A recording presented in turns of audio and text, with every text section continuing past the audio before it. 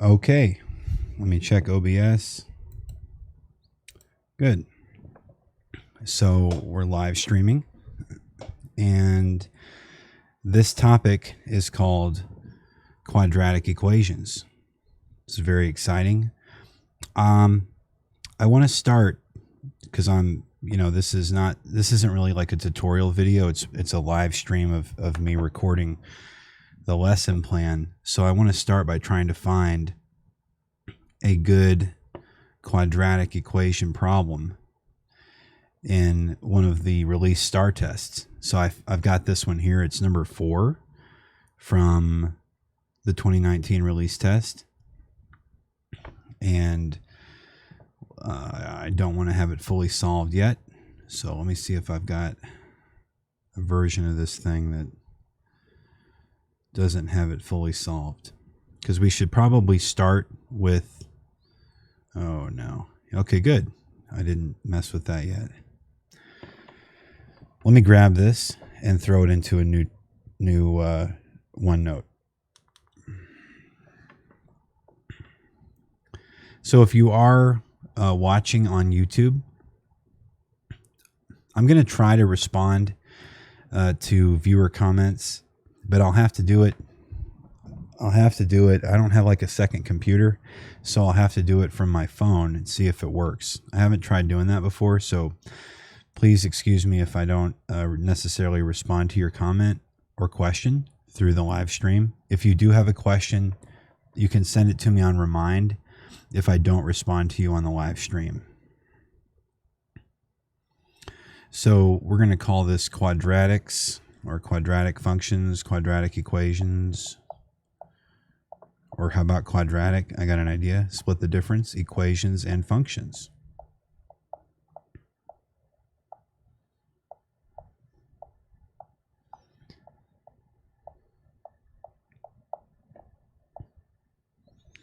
Makes sense? And we'll paste, well, hold on. So we'll just do this right. Let's get our rule lines set up. And I'll paste this problem in. And let's say here, this is star. We'll call this an exemplar. We'll call this the star exemplar.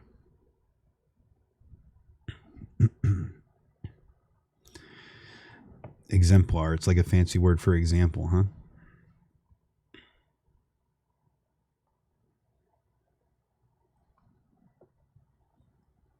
And this is going to be 2019.4.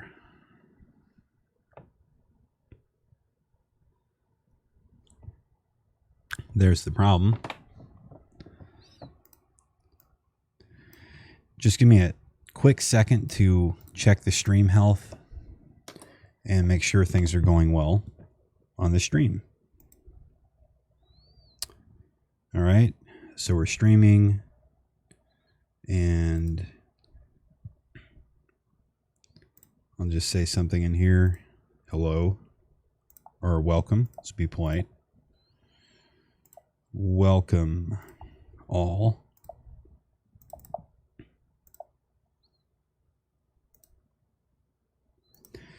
All right, so the stream looks good. I can see the mouse, and the delay even looks okay. So there's the latency for me is about 4 seconds. What do we recommend? Yeah, well, I don't have that fast of a connection, so stream health. Stream is healthy. Okay. And what are our analytics? Wow. Look at this time. We got 1 viewer. I love it. Somebody's watching. All right. Let's go back to the thing. So I'll try to check this every now and then, but you see I've got to switch over to that window to check it. Let me check the stream on my actual phone to make sure it's working. I figured out why it wasn't working before, by the way. So if you're watching this and you're into YouTube streaming or Twitch streaming, every time you create a new event, like this is a new event, it creates a new stream key, which you have to put into your streaming software. I use OBS.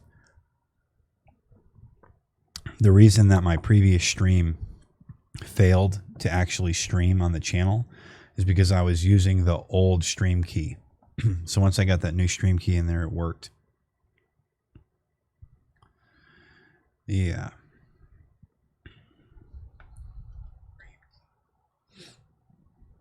Okay. So now I've got the live monitor up on my phone. So I should be able to at least see comments if they're made. Okay.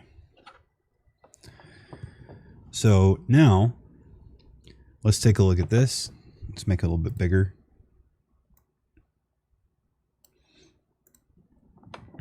This is a typical question that you might actually see on the STAR test. I mean, it is a question you see on the STAR test. This was from last year's test. Which function is equivalent to g of x equals x squared plus 15x minus 54? I'm going to solve it, and then we'll back up from that into the lesson plan. So this is called backward design. So we start with the end in mind, and then we see what you would need to know to get to the end. So first, let's figure this one out. I'll do it two ways. I'll show you on the calculator. That would be the easiest way, I think. And then I'll show you by hand and maybe Desmos, and like look at all the different ways that you can do it. So let me start by doing it the like most direct and easy way of getting this answer, which would be to use the calculator.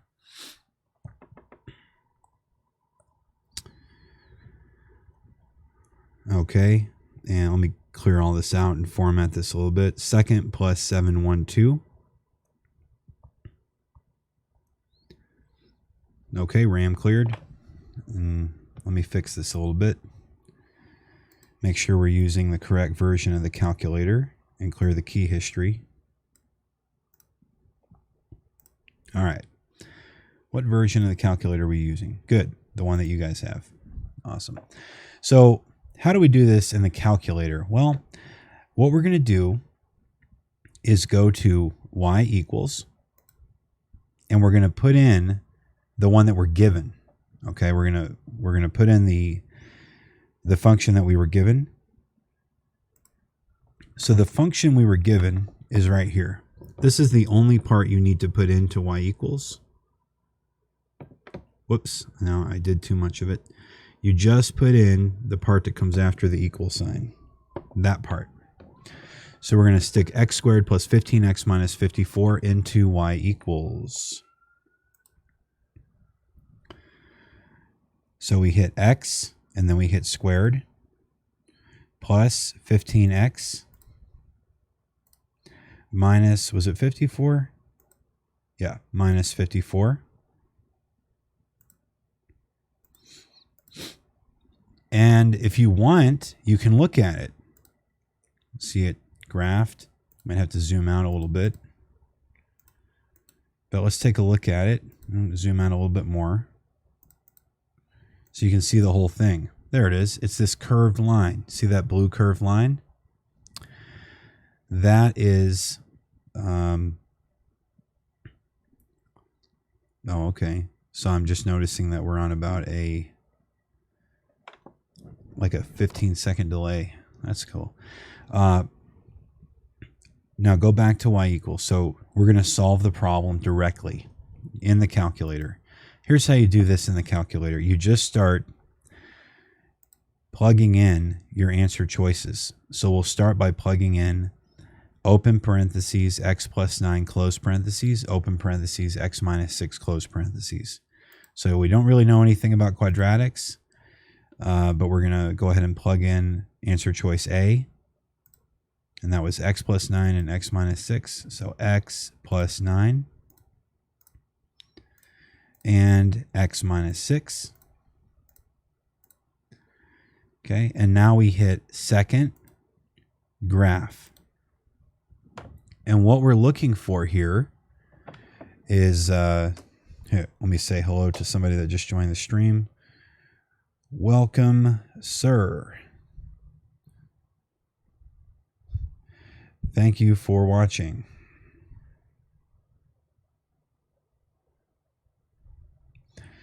Okay, just trying to do viewer engagement. Right now we have a huge number of people watching. There are 3, but I see that more are coming in. All right, so the question is, do the numbers in both of the columns match on every row? No, right? So it's not A. And that's how we would figure that out. It's not A.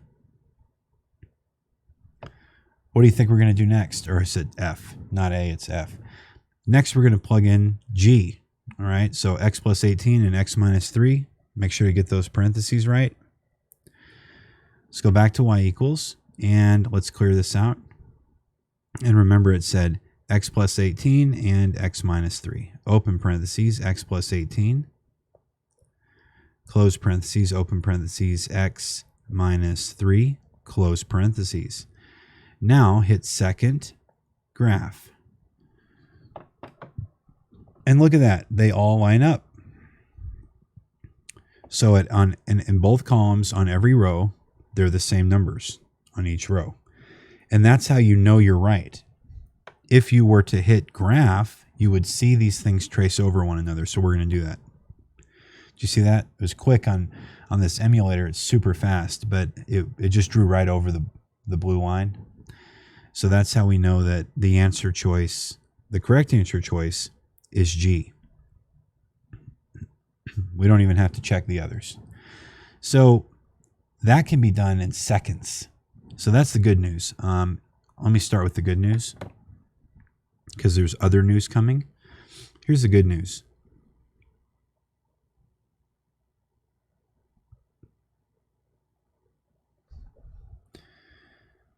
Only takes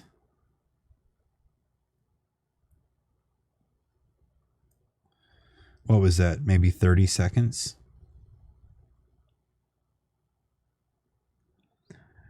on the TI calculator.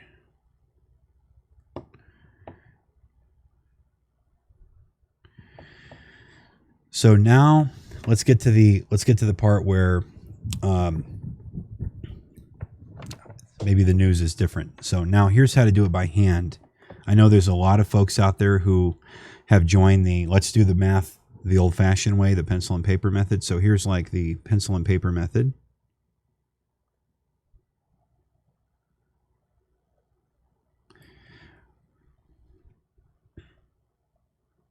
And if you're just joining the stream, what I'm showing now is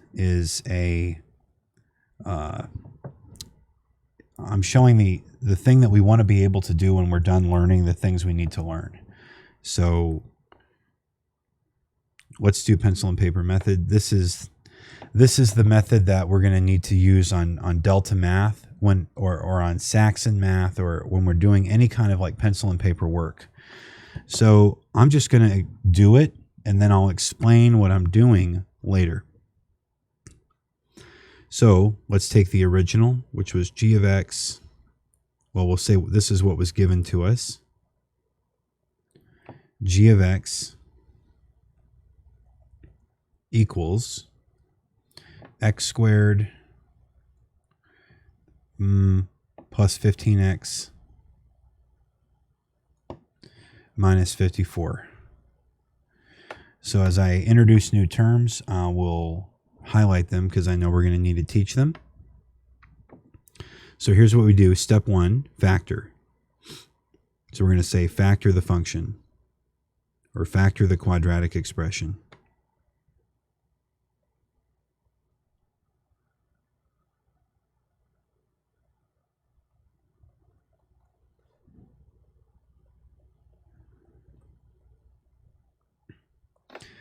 Factor the quadratic expression x squared plus 15x minus 54. Okay.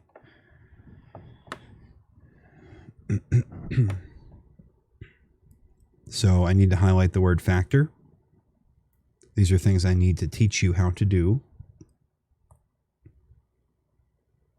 And I need to tell you probably what a quadratic is, since that's probably a new word. We can do straighter than that. All right.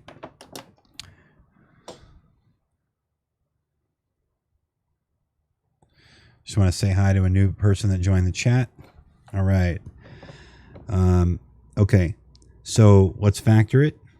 Here's how we do that. We create two little templates here, open parentheses, close parentheses. And we're going to put an X here and an X here. And now we're going to play a little game, just like Jigsaw. Okay. We want to find two numbers that add. Here, let me zoom in on this. We want to find two numbers that add to equal. Come on now. You have to use a ruler. So two numbers that add to equal the middle term. And those same two numbers have to multiply to equal the last term. So what do I mean by middle term? This is the middle term right here. Okay, so that is the middle term. And let's take him on a little trip. So this guy is going to come over here. 15. So I need two numbers that add to be 15. And those same two numbers need to multiply to be negative 54, which is the last term. Okay, so let me highlight that. Negative 54, and we'll take him on a little trip.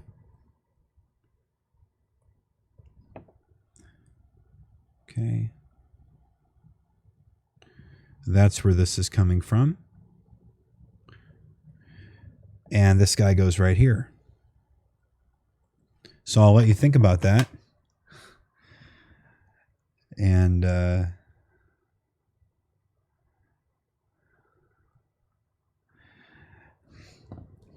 let me ask a question here. How is the audio and video?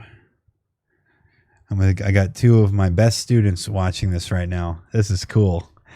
All right. So here's the little game we have to play.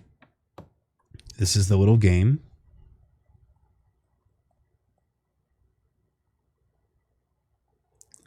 We're going to play a little game. All right, here's the game. Guys, it's rapidly becoming a reference that no one understands. It's kind of like that reference I made last week to the Matrix. And I said, no one can tell you what the Matrix is. And no one understood because no one in the class had seen the movie The Matrix. And so now I feel like one of our things we should do in Algebra 1 is watch The Matrix. And we should watch it because for multiple reasons. One, it's a great movie. Two, Keanu Reeves is the star, and he's the star of John Wick. So we're about to have a year coming up. I mean, we're in the year now. This is going to be one of the coolest years ever if you're a fan, because they're going to release Matrix 4 and John Wick 4, both of which will be starring Keanu Reeves. So we really need to get up to speed on our John Wick and our Matrix. Okay, so this is a reference to the Saw franchise, which more and more I'm finding no one knows what I'm talking about. So anyway, let's do this. Two numbers that add to be 15 and multiply to be negative 54. What could they be?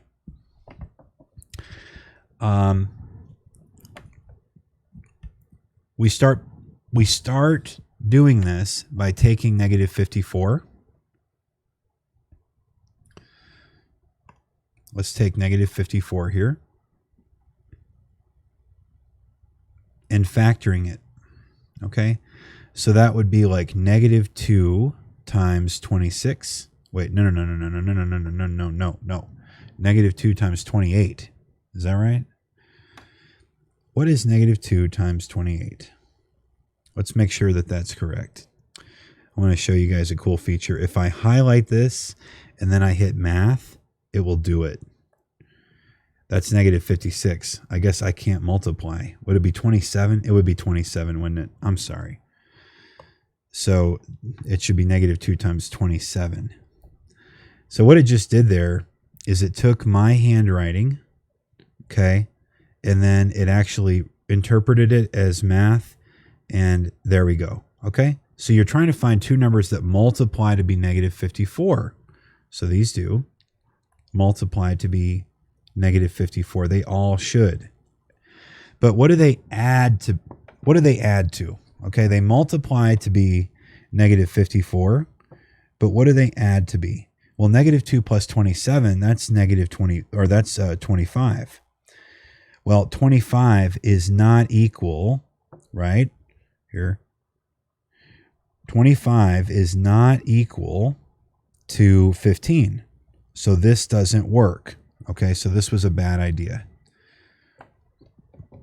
Now let's try two more numbers that multiply to be negative 54. How about negative 9 and 6?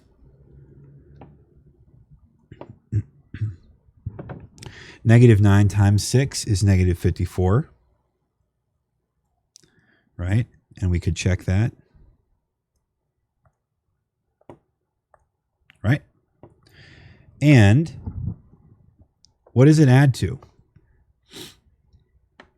Well, negative 9 plus 6 is, so let's note that negative 9 plus 6, what is that, negative 3? Uh-oh, negative 3 is not equal to 15. So that doesn't work. So we have to keep trying.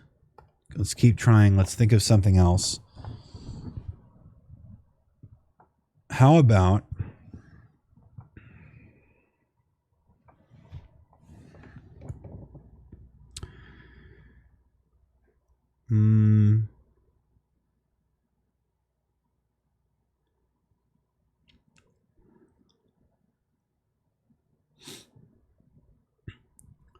how about I show you the actual way to do this in a kind of rigorous way? Let's take 54 and fully factor it. Okay, so that would be 2 times 27, and then 3 times 9, and then 3 times 3. So let's list all the possible factor pairs of 54. So here's a factor pair of 54, 2 times 27. And then here's another pair. Here's how we do that. We do 2 times 3. Okay, and then we read this value. So 2 times 3 is 6 times 9. And then we do 2 times 3 times 3. 2 times 3 is 6, times 3 is 18, and then we read this value here. Okay, so here's 18 times 3. So let's try 3 times negative 18. Okay, because these all equal 54.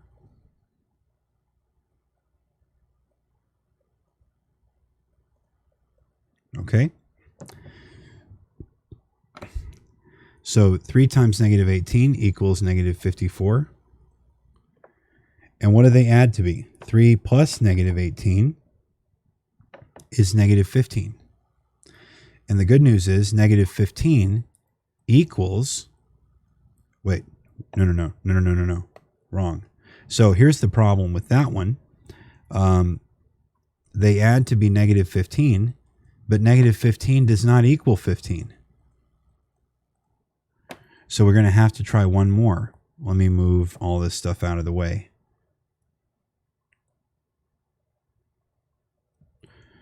Let's try one more. Let's just try switching the signs here. Okay, because we said this doesn't work, but it's really close. We just need to have different signs. So let's try negative 3 times positive 18. Well, negative 3 times 18, we just proved down here, okay, that is equal to negative 54. And when you add them together, you get positive 15. And here's the good news. Positive 15 equals 15. That's great. So this is correct. So now that you have your factor pairs, you go up here and we're going to put this guy here. Oh, I don't like that. We're going to put this guy here. And he takes his sign with him. Okay, so it's -3. So we're going to write -3. And then this guy over here, we'll use a different color. He's going to come over here.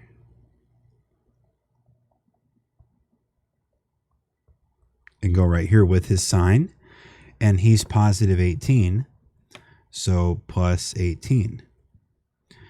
And now you've got x -3 and x +18. So let's zoom out now and see what we have.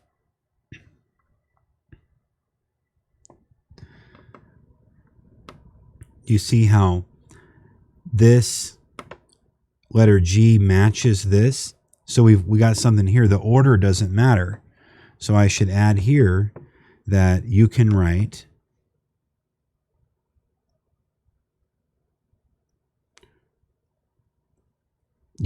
it both ways.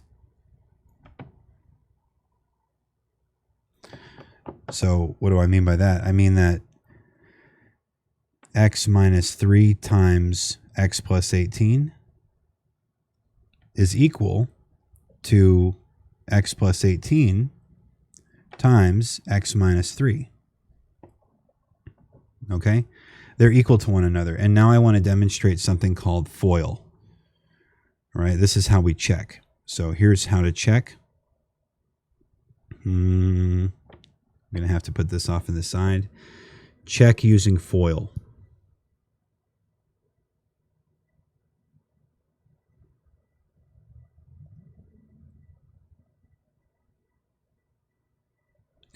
And FOIL is not like tinfoil, it's an acronym. It stands for first, outer, inner, last. Okay? What it means is that we multiply the first two terms together. I'll just do it by hand. We multiply the first two terms together like this. This is the first two terms, x and x. Okay, this is the F first. All right, what is x times x? Well, maybe we'll come back to that, okay? First, and then we multiply the outer terms. Here's one outer term, and here's the other outer term. This is O for outer. And that would be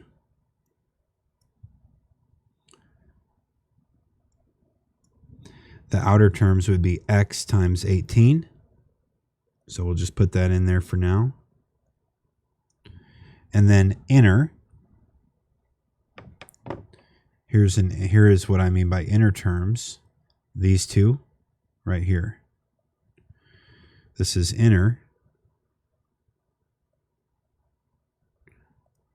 And that would be plus -3 times x.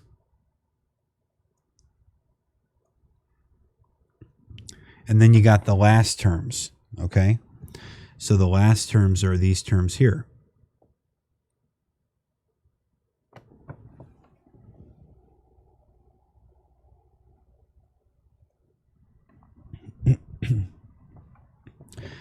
And that would be plus, open parentheses, -3 times 18. Oops. -3 times 18. Okay? So now let's simplify. Okay, so now we should simplify.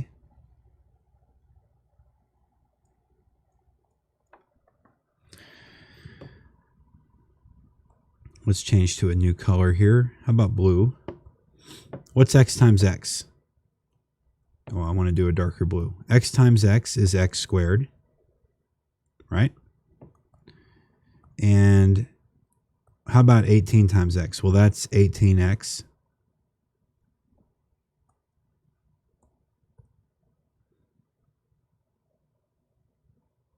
and remember these are added, plus, and then bring down this guy. Negative 3 times x is just negative 3x. Plus, and now we already know negative 3 times 18 is negative 54. So let's bring this guy down. And he is negative 54. Okay, and again, we're just going to simplify one last time.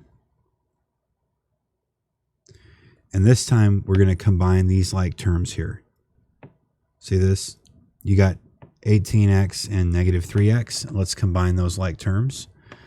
So the final step here would be x squared. And now these two combine to be negative 50, or to be positive 15x. X squared plus 15x minus 54. Okay, so let's write that in a more compact way. X squared plus 15x minus 54. And what we can say here is that that is equal to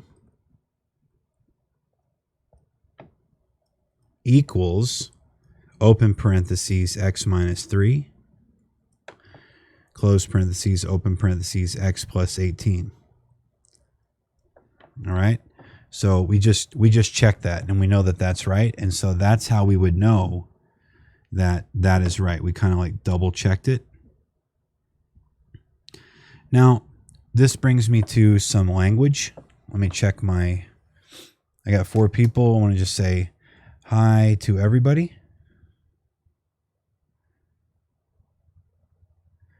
Thanks for watching, or thanks for being here.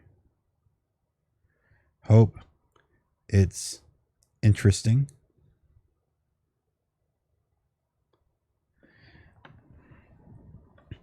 All right, so here's some new words for us. We need to learn these words. This right here is called, so this is kind of where I'm getting into the lesson, and I want to introduce this new word. This is called a binomial.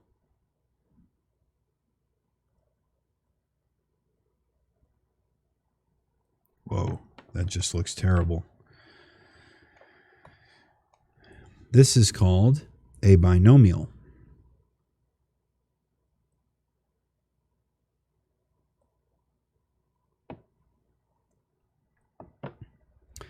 Hang on a second. I can tell that my computer is getting a little bit too hot.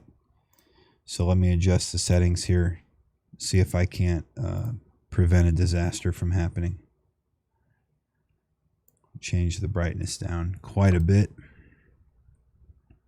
That should reduce the heat, I hope. So this is called a binomial. So is the thing next to it. These are both binomials. And as we'll learn, that just means 2 terms. Okay, that kind of like translating that means 2 terms.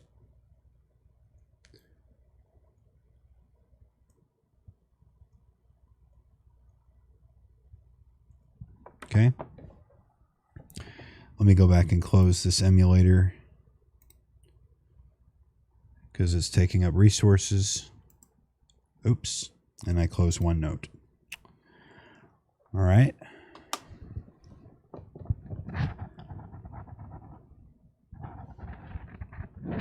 All right. So binomial means 2 terms. And what we just did, first, outer, inner, last. So FOIL, and we'll definitely practice FOIL, is a form of binomial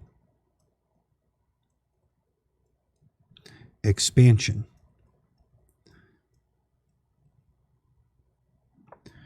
Okay, so what that means is we go from something that looks like this, x, what was the original there? X minus 3 and x plus 18.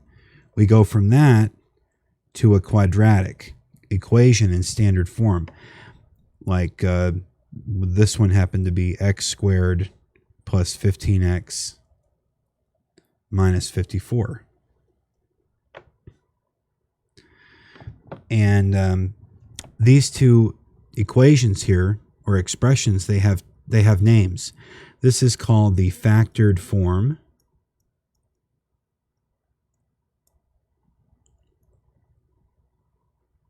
Okay. And this is called the standard form.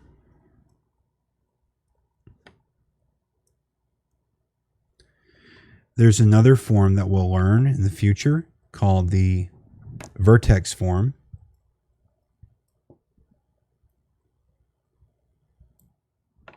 Okay. I wonder if I should teach that now. I should probably not teach that now. Okay, so let's do another one. And let's graph it. So the other thing I need to teach about quadratics is graphing. So let's go find one where we can graph it. Let's go back to that third period star test. Let's go hunting for a quadratic. Now, why would you do that? Oh, because I touched it. That's not a very good quadratic to use. That's an exponential. There's a linear. Ooh, that's a good quadratic, but it's weird. Okay.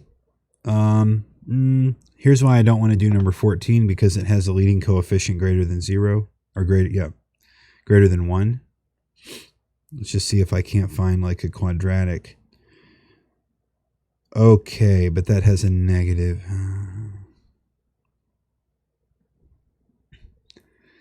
Okay, I have another idea. Let's go into this chapter and go find a good quadratic that we can work with.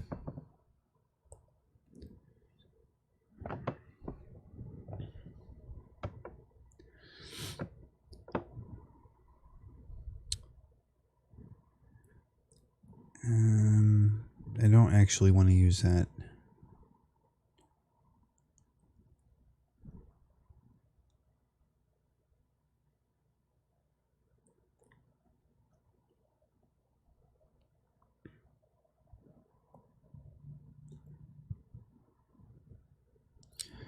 Really just want to find a regular old quadratic. These are kind of weird. I have a better idea. Let's open up CUDA. CUDA can generate an infinite number of these things. So we need to get some quadratics. Let's get to our quadratic. Whoa.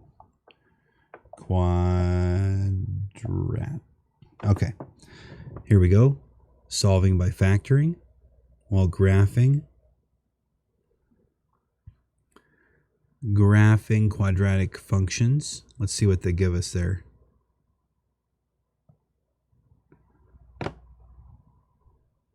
I want it in standard form.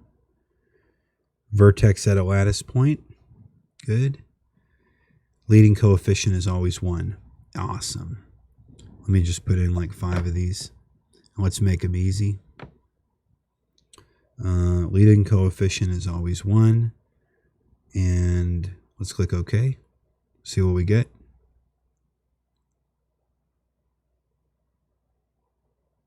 What? Oh, I think I limited it too much. Hang on a second.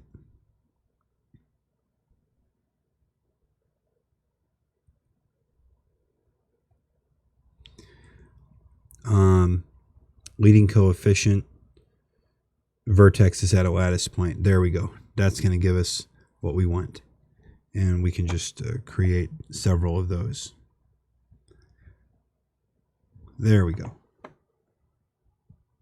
Okay, so x squared plus 4x plus 6. That's going to be a good one, but it doesn't have real zeros. Hang on. I'm looking for quadratics that have real roots. I don't want to confuse people just yet.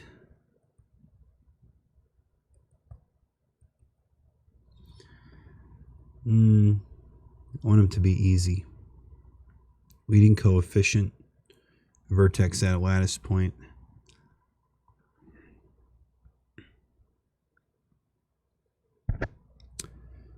Okay, here's one. X squared plus 4x plus 3. Good. Let me get rid of this. Wow, that was loud. No. X squared plus 4x plus 3. Let's go back to our OneNote. No. Quadratic equations. Yeah, here we go. So let's talk about graphing quadratic equations now.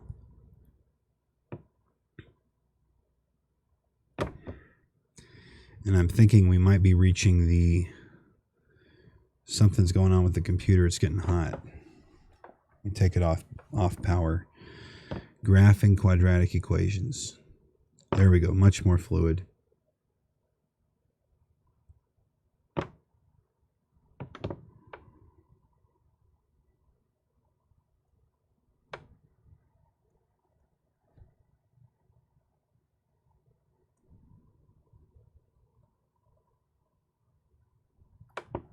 Okay, so here's an example.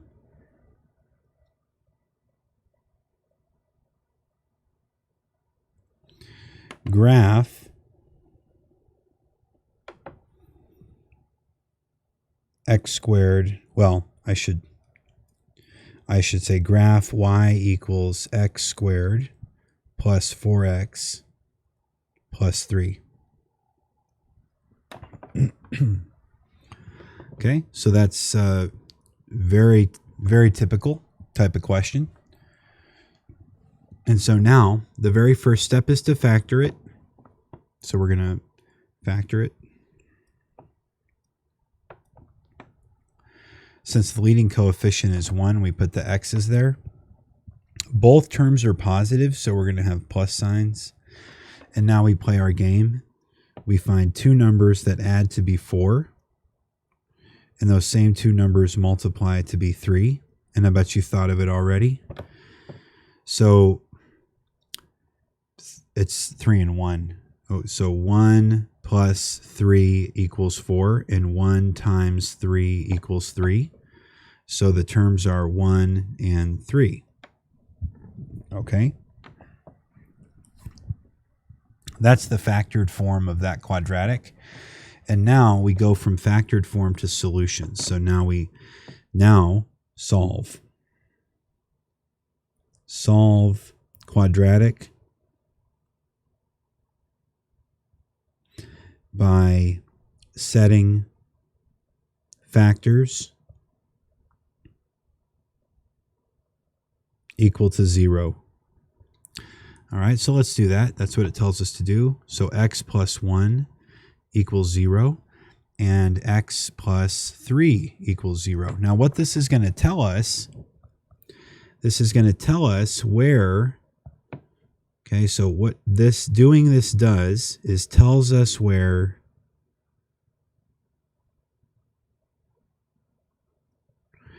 graph crosses x-axis. Okay, so these are the x-coordinates. These are the x-intercepts, I should say. So what we're going to find are the x-intercepts when we do this. So now let's subtract 1 from both sides here. So x equals -1. And let's subtract 3 from both sides here. And so x equals -3. So I should say these are, okay,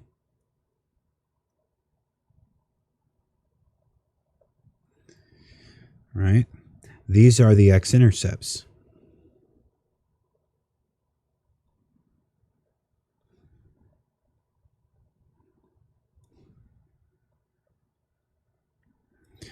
But we call them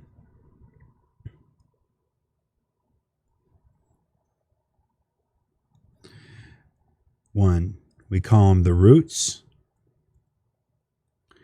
We also call them the zeros. Okay, we also call them the solution or solutions. And this brings me to a point that I need to make sure I explain, that kind of part of the definition of a quadratic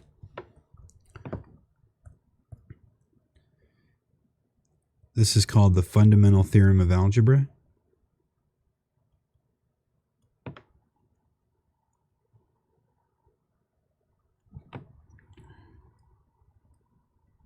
So this is kind of the anchor. I always thought it was kind of anticlimactic, but this is the fundamental theorem of algebra, that in any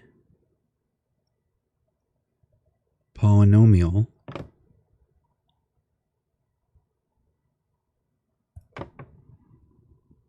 okay, and we should say quadratics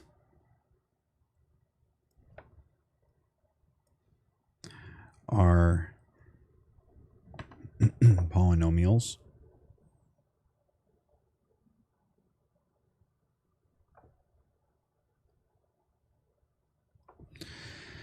In any polynomial, there are at least as many solutions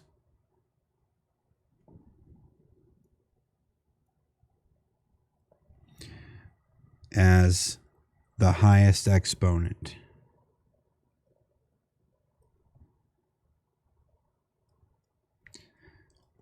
Okay, that's not like the formal definition, but basically, so in our quadratic, look here, our highest exponent is a 2. So we'll say, because the highest exponent is a 2,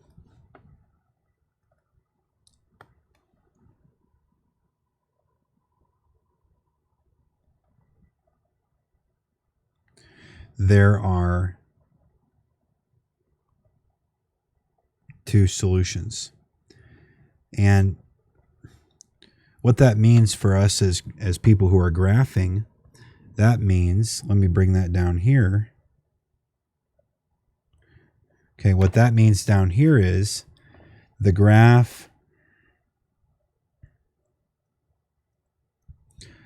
crosses the x-axis in 2 places. But I want to put an asterisk by this. And I want to say that's true. And here's the asterisk. If both solutions are real numbers, which they are in this case. Okay, in this case, the 2 solutions are x equals -1 and x equals -3. So as x-intercepts, we could write these as, okay, we could write these as -1, 0 and -3, 0. Okay, so we want to start, let's start getting a graph together here. Let's get a graph going. I don't want it to be green. Let's make it black.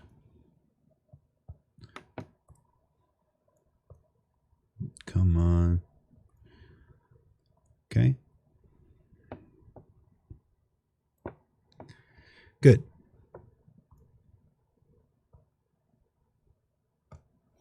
This is the y-axis, and this is the x-axis. And let's go back to our equation. We know that the graph crosses the x-axis at -1 and -3. But before I draw that, I want to look at my scale. Okay, so I just need little numbers here. Let me make a scale here. 1, 2, 3, 4, 5. -1, -2, -3, -4, -5.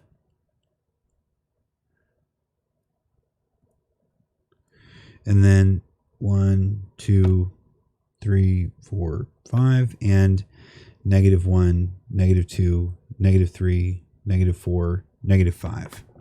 Okay, so fair enough. -1, -2, -3, -4, -5. If you've watched this far and you've been keeping up, so here's the part to pay attention to.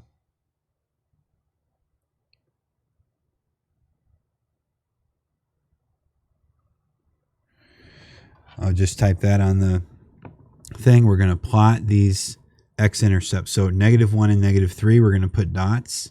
Let's keep with our green. Right here and right here.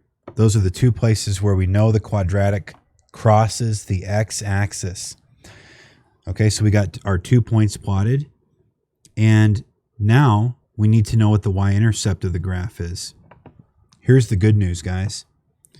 This term right here in this last position, that is the y-intercept. So here I want to take this down.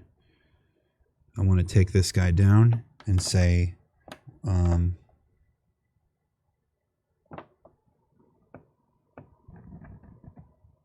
me bring him out.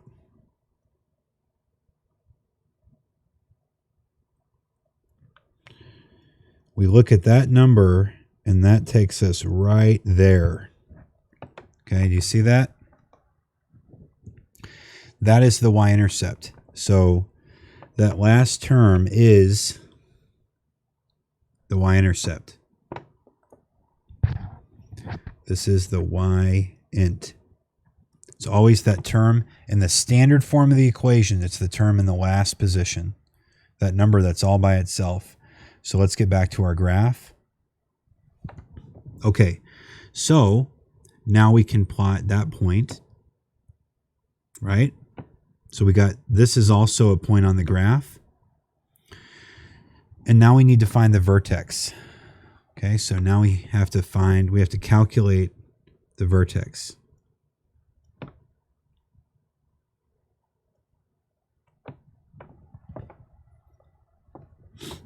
Here's how you calculate the vertex. The x-coordinate of the vertex is equal to -b over 2a. Say, what? Let's talk about standard form. So now I'm kind of getting an idea of how I'm going to have to teach this. So before we do any of that, we need to look at standard form. Standard form, and then I'll write general formula.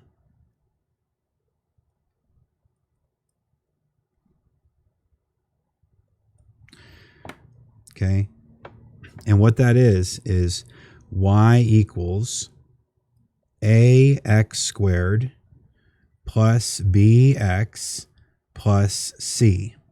Okay, this term is the y-intercept. This term tells us the direction, up or down. And we'll talk about what up or down means.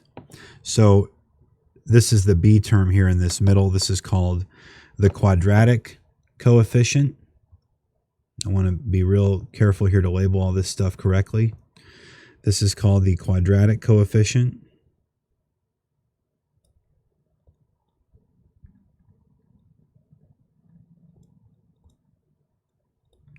And then this guy in the middle, he's called the linear coefficient.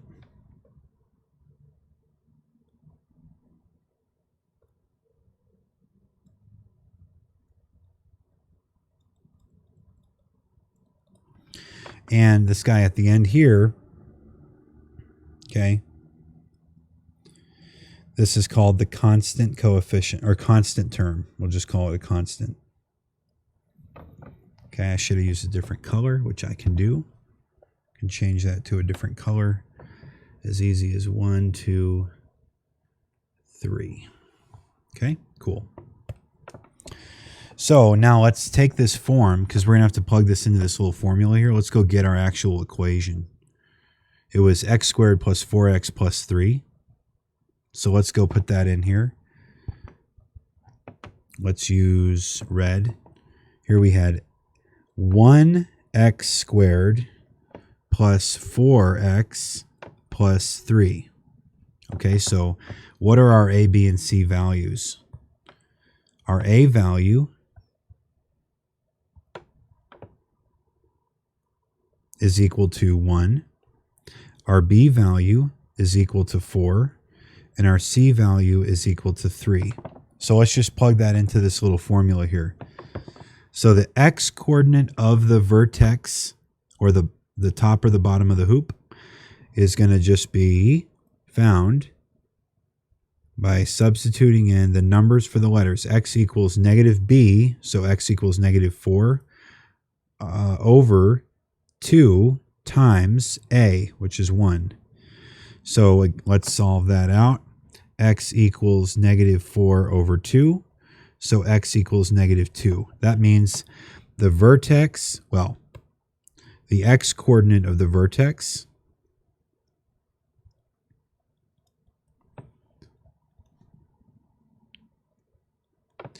is at negative 2, comma, something. All right, we don't know comma what. So how do we find out what the y coordinate of the vertex is? This is what we want to know. This is the next thing. How to find the y coordinate of the vertex. So you evaluate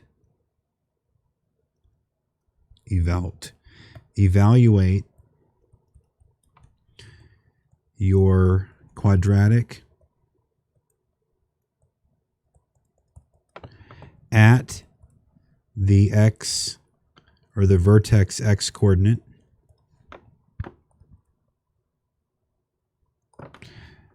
in order to find the y coordinate. All right. So let's do that. Remember, our quadratic function was x squared plus 4x plus 3. And so we're going to use f of x notation now. F of x equals x squared plus 4x plus 3. So we're actually going to evaluate this at the negative 2 number, because that's the x coordinate of the vertex of this quadratic. So we'll put in here negative 2. And everywhere I see an x, I'll put in a negative 2. Okay. So that's negative 2 squared plus 4 times negative 2 plus 3. Okay, so what's negative 2 squared? Well, be careful, please. That's negative 2 times negative 2 times negative 2. Your calculator will lie to you and say that it's negative 4. That's positive 4. Okay, and then plus 4 times negative 2 plus 3. Let's simplify. That's 4 minus 8 plus 3. Because here, this goes to 4. 4 times negative 2 is negative 8 plus 3. So let's solve left to right. 4 minus 8, well, that's negative 4 plus 3. And that finally simplifies to negative 1. So this is the y coordinate of the vertex. So let's take this negative 1, right? And let's go bring him back up to live with his friend, x coordinate.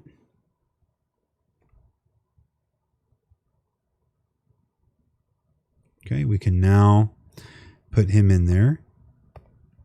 And what was he? Negative 1. So we'll put in here negative 1.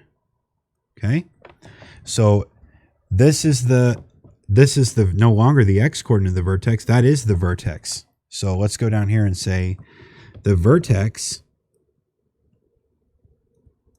is at negative 2 comma negative 1. Now, which direction is the graph pointing? If a is greater than 0, then the graph's going to look like this. Okay, it's going to be pointing up. If a is less than 0, then it's going to point down like this. Well, look at our a value. RA value is 1, so the graph's going to be pointing up. So what we say is, here's what we say. So this is the situation in our problem. So that means that this represents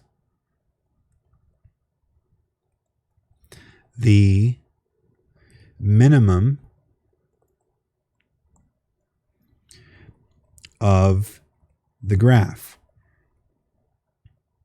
And I like to say bottom of hoop. You'll hear me say bottom of hoop. So let's go back up to our graph. And at -2, -1, we're going to put a new point right here. Okay. So there's a point there. And remember, that's the vertex.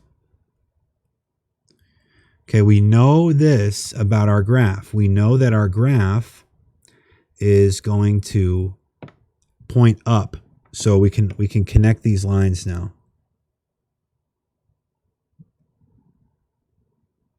Okay, and it's going to curve there. It's going to hit there and curve up. And it's going to mirror. Okay, so it's going to be a mirror image now. Because right through the vertex, there is something called the axis of symmetry. So quadratic functions are symmetrical. That is something I'm going to have to say out loud. So going right through the center of this graph, there's something called an axis of symmetry. All right, so let's go down here and let's mention this. The axis of symmetry of this graph, or any graph, is a line passing through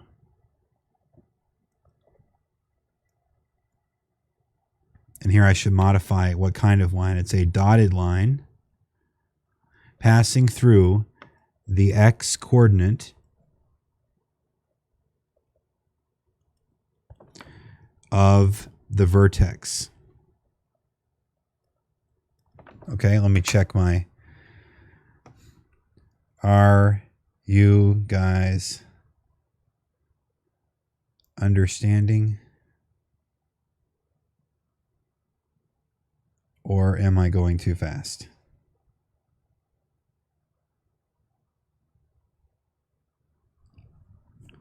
Let me get a check from my people. All right, so now we're almost done. We just have to figure out where to plot the next point. What we need is to find the reflection of this point here. Oops. So here's how I'm going to find the reflection. I know that this point here, the y-intercept, lies 2 horizontal units away from the axis of symmetry. You see that? Hang on a second. I want to do something and then erase it. So this is 2 units from the y-intercept to the axis of symmetry. So what I want to find is, I want to find what I want to plot this point. So I think there's a point right there, but I want to make sure, right? Because I'm going to erase all this.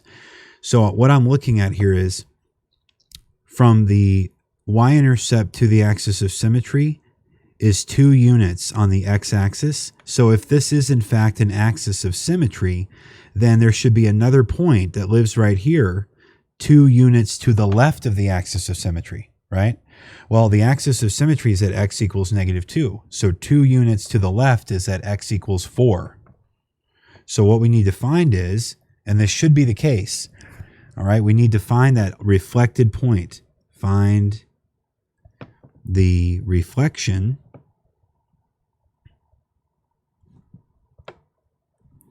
of the y-int. Okay, so let me go back and show you what we're going to do. So I know that that reflection has an x coordinate of -4 because -4 is 2 units to the left of the axis of symmetry. The y-intercept is 2 units to the right of the axis of symmetry. So there's a mirroring effect. So I know that it's located at -4. Okay? That's my x value. And so the way we find the reflection of the y-intercept is to evaluate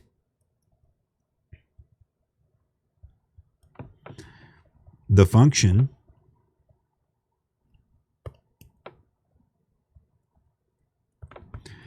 at x equals -4. Okay, so let's go grab our function again and get to work. Because remember, what I'm trying to do is I know that my x value is -4, so I want to find the y value associated with the x value. Let's just make sure that it is in fact 3. It should be 3. So when I plug in, let's make sure that math works, guys.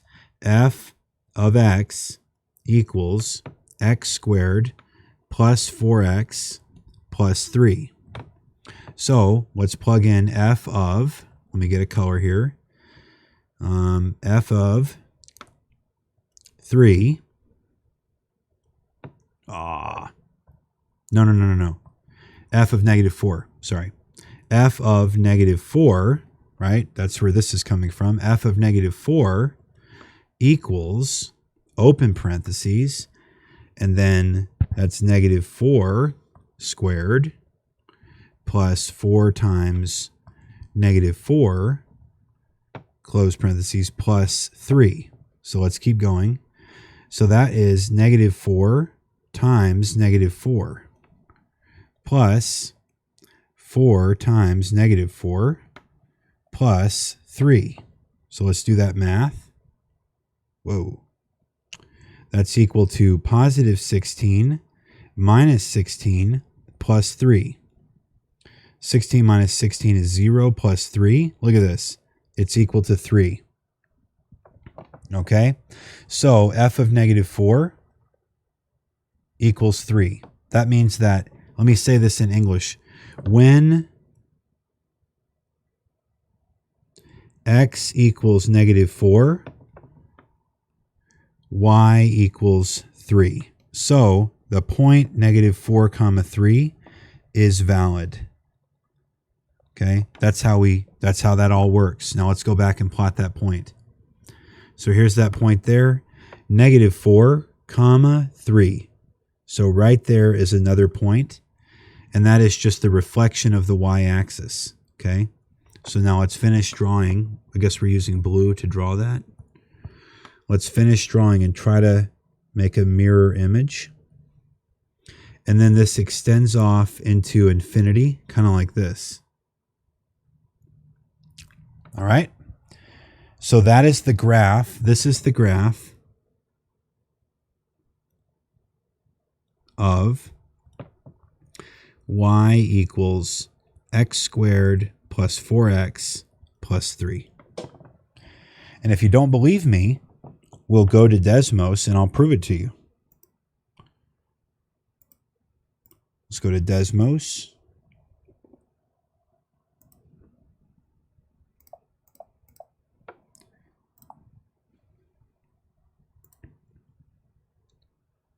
Okay, let's type it in. X squared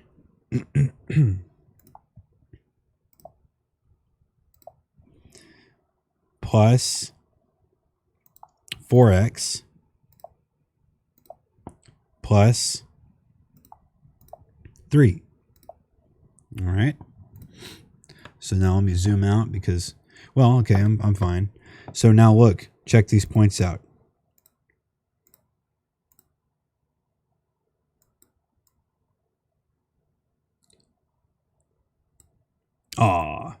So look when I'm holding. You see all those points? Hang on. Let me try to capture this.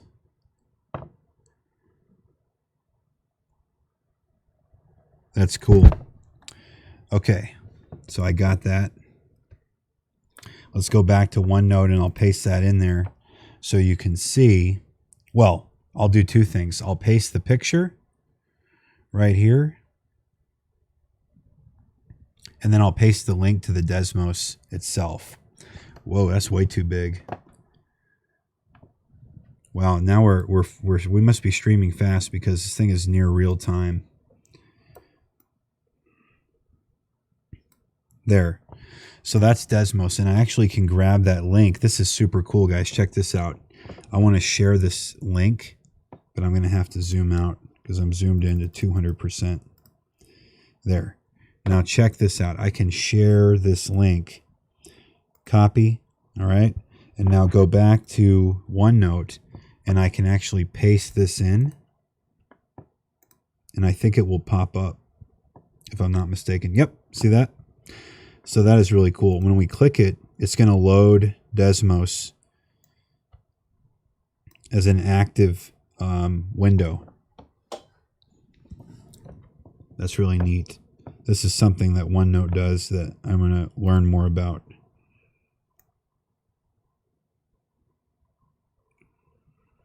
Okay, let me make it bigger. So basically, I'm embedding that web page directly into the OneNote itself. So now I can zoom in within OneNote and highlight those points for you guys. Okay. And then the y-intercept over here. So let's make sure it all matches what we learned. So look at our points and we'll match them up with this graph. We have here -3, 0, and then look at Desmos gave us -3, 0. Here we have 1, 0, and then over here we have 1, 0. Okay, -4, 3, we found that. That was the reflected point. 0, 3, that was the y-intercept, and we found the vertex at -2, -1. We found everything that there was to find about this graph. And now you've seen like a full turn of the wheel. So let me ask my people, what do you guys think of quadratics?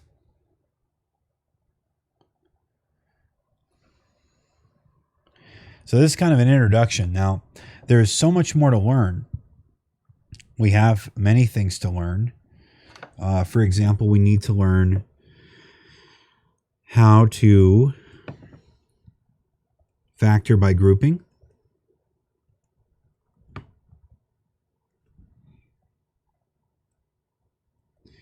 We need to learn, the quadratic equation, which I will write so you can get a sense. And here it is. X equals -b plus or minus the square root of b squared minus 4ac. And that is all divided by 2 times a. And that's the quadratic equation. And what else do we need to learn? Oh, we need to learn completing the square.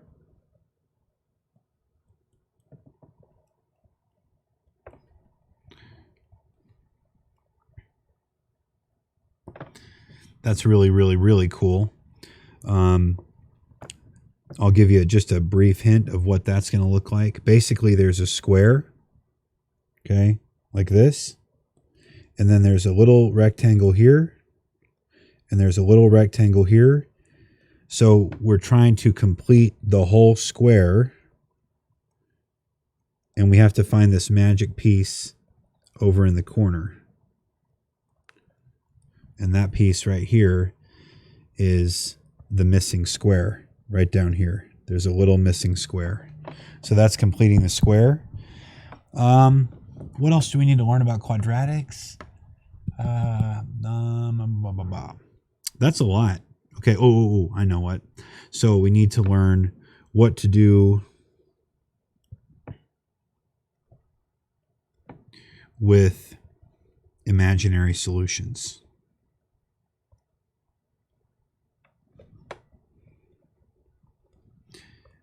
For example, x equals 2i.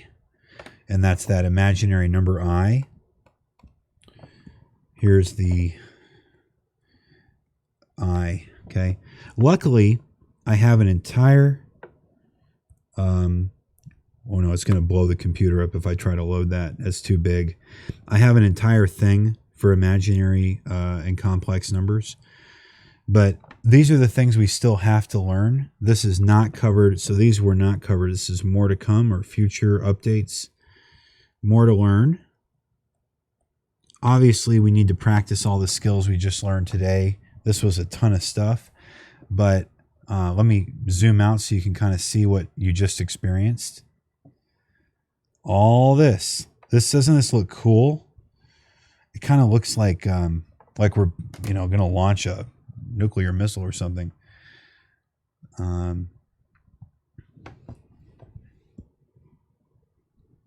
So this is what I want to teach you. Oh, we got to learn vertex form. So let me go back down here. Make sure I add in. We got to learn vertex form. I can write better than that.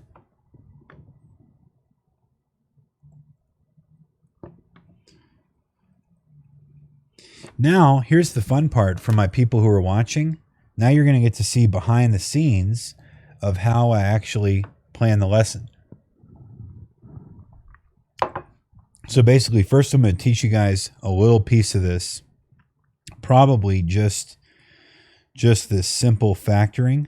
This stuff right here. Then what I'll do is go into... No. Then I'll go into Delta Math.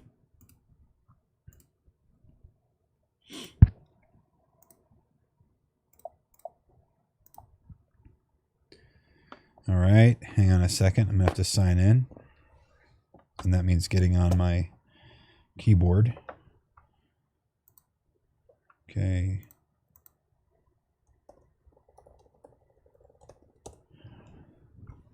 Sign into Delta Math, and let's create the assignment. Okay, so let's search first for quadratic stuff. And let's see what we've got. All this stuff. All right, solve quadratics by factoring. Quadratic equation is standard form. Function evaluation.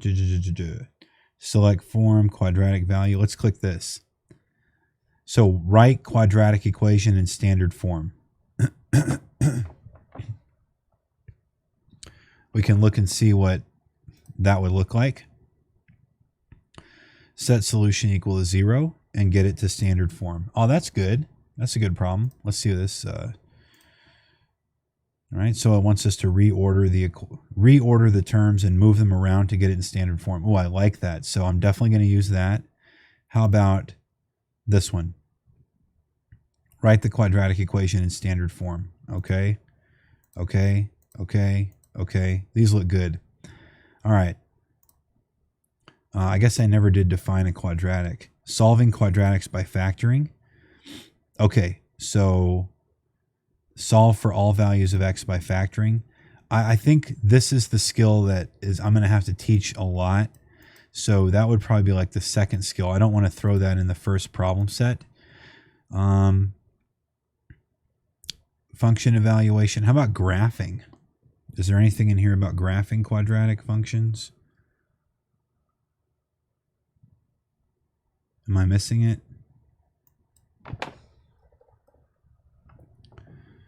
Graph.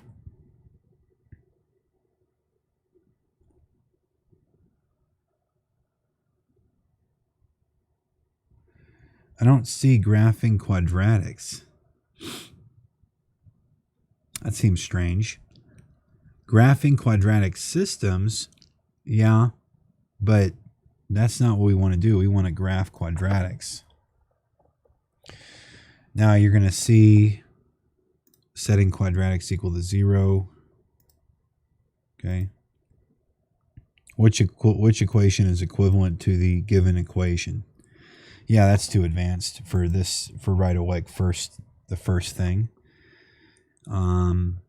Quadratics with square roots, not right now. Okay, so here's an assignment. We'll create an assignment here. And we're going to call this writing quadratic equations in standard form. And let's check group 1, 2, 3, and 4. Student notes required, that's what's given us those numbers. And then under skills, we'll do quadratic. Ooh, function evaluation. Let's see what this is all about. Determine the value if x is 4. Yeah, okay, that's like one level up higher than we need to be. Select the form to find quadratic feature. What the heck is that? This looks weird. I can't believe they don't have graphing quadratics.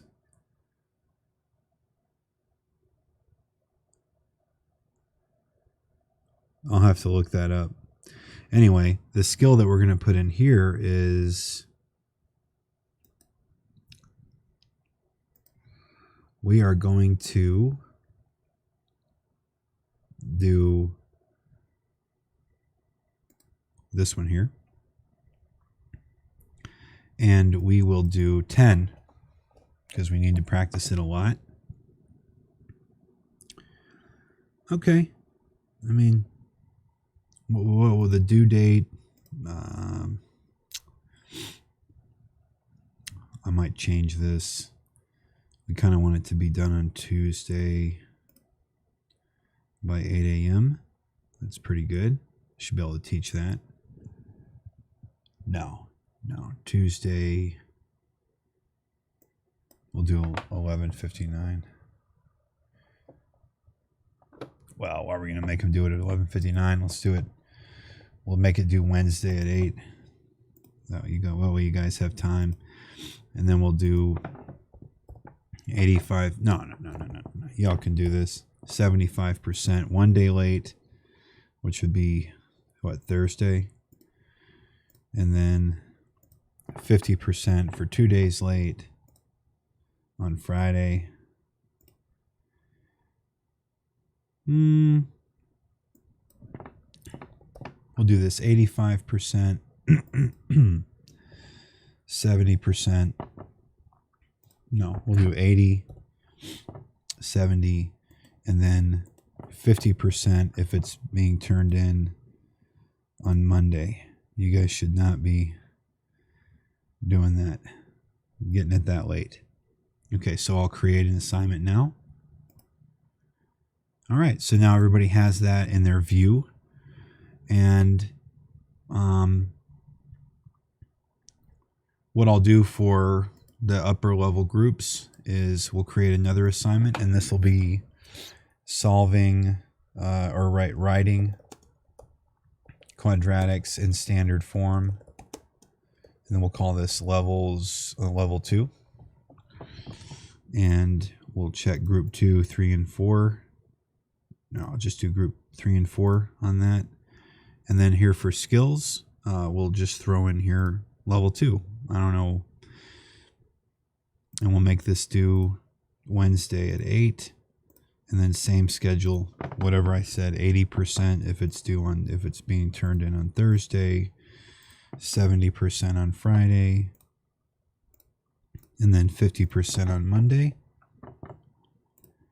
That seems fair, I think. Okay, create assignment. There we go. Now there's going to be other things we have to do. So if I get to it, we want to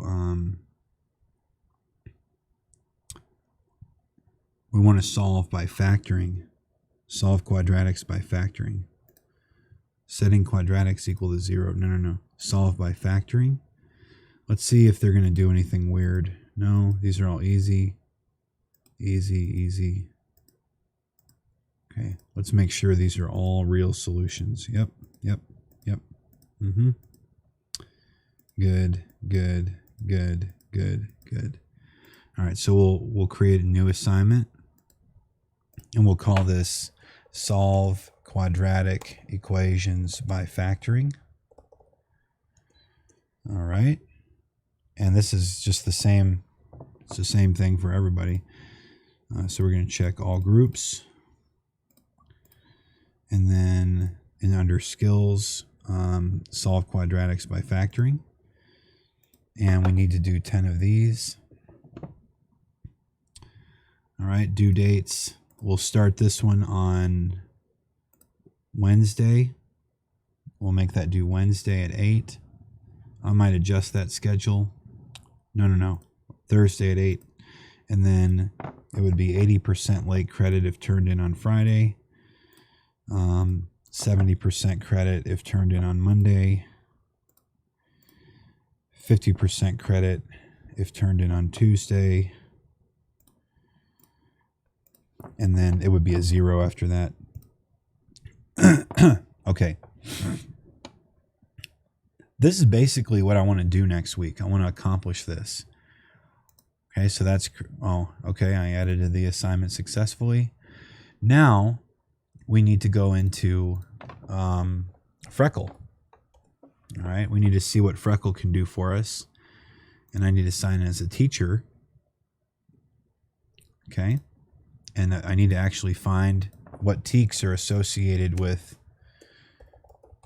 these quadratics. So we go and look up the teaks. This is how I do it anyway. Come on, hurry up. And then we look for quadratic. So what we're looking at here are these teaks. And I'm just going to pull these teaks. Let's make sure there's no more of them. Yep. So that's it for Algebra 1. These are my teaks. And I can get rid of that. These are all, so 6, 7, and 8. We'll grab all those teaks there. These are the teaks we need to learn. Okay. And we're going to go here back to OneNote. And I'm going to stick these teaks. Whoa. I'm going to stick these teaks in here. Right here. Okay. All right. So what are my teaks? I got teak 6A.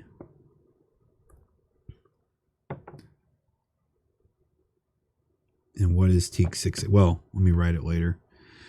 All right, so this is 6A, 6B, 6C, 7A, 7B, 7C, 8A, and 8B. All right, so now here's what we need to do next.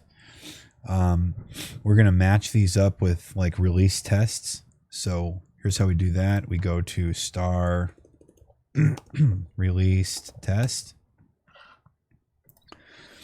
And what I'm looking for are release test questions from the star test. And here's the 2019 key.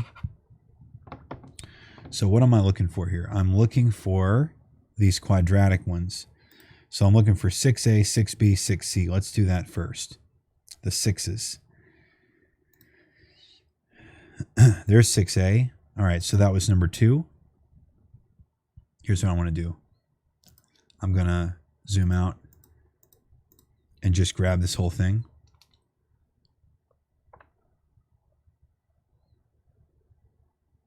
And stick this guy in OneNote. So this is the 2019 test right here. Here's the 2019 star. Let's stick this guy right here. Come on now. Paste. Good. And then if I zoom in, I see here that this is a readiness standard. So what I'm looking at is number 2.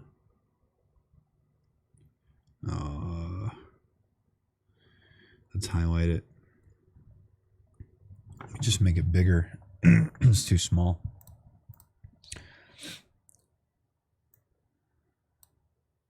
Okay. So what we're going to do here is in red, or I guess pink, we'll do readiness standard number 2. Oh, wow, that's not going to work. Let's make it smaller. Okay, here's number 2. And number 2 is 6A. And then any other 6s? Here's 6C. Oh, that's a supporting standard, so I need to do that in green. Okay, so 6C I see here, and that is number 28. All right, what else? Any other 6s? 6B, and that's a supporting standard. So the difference is number 43. And then 6A, ooh, readiness. The difference between the supporting and the readiness standards is the readiness standards are really, really important. They're definitely going to be on the test. The supporting standards might be on the test. They probably will be on the test, but readiness for sure. Okay, so notice there's 2 questions on the STAR test that are TEAC 6A, 1 question for 6B, and 1 question for 6C. Now let's go find 7 and 8. 7 ABC. So now we're doing the same thing. Let's look for all the 7s. Looking. There's one right there. And what is he? 7C is readiness standard. So let's highlight him.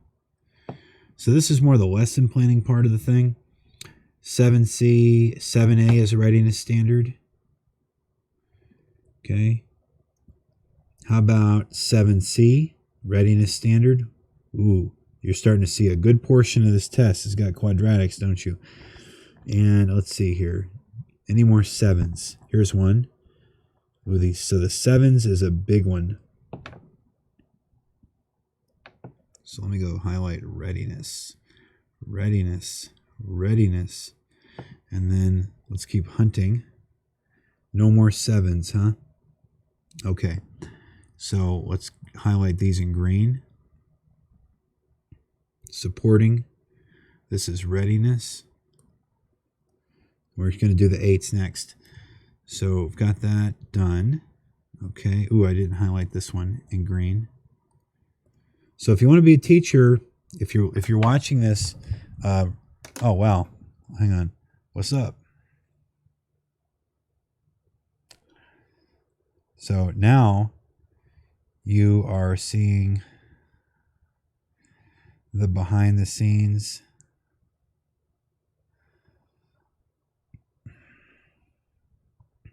of being a teacher.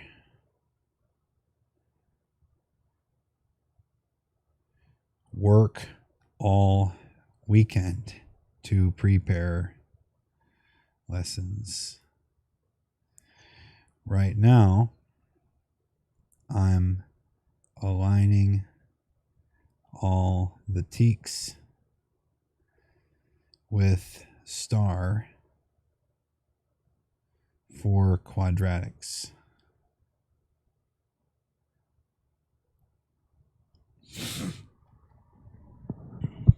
Okay, so how about 8s? Let's go hunting for the 8s now. 8A and 8B. Any 8s available? I feel like I'm playing bingo. 8A, okay. 8A is a readiness standard. Ooh, okay. Here we go. And that was question number 14. So I'm going to have to pull all these questions. 8B is a supporting standard.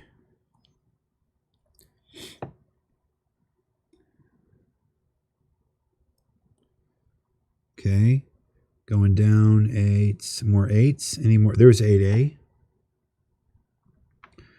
Right here. So that's a readiness standard.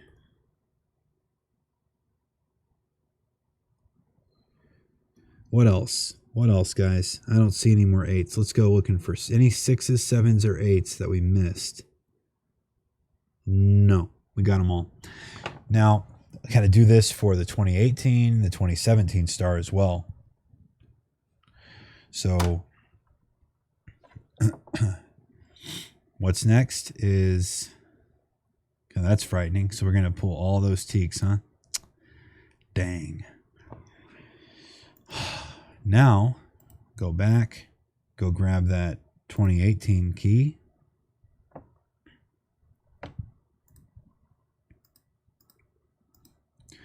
I better check the stream health. Warning, okay? All right. How are you today? You guys are doing good. Wow, 23 people have watched. This is cool. Let me check Remind real quick. All right. How many people looked at that message? 73, 114 people looked at it. Cool. All right. Average watch time 14 minutes. That's pretty good. We've been going for an hour and 35 minutes. Okay. So stream health looks good. We are lagging quite a bit at this point. But that's fine. So I'm going to grab this 2018 release test. Okay.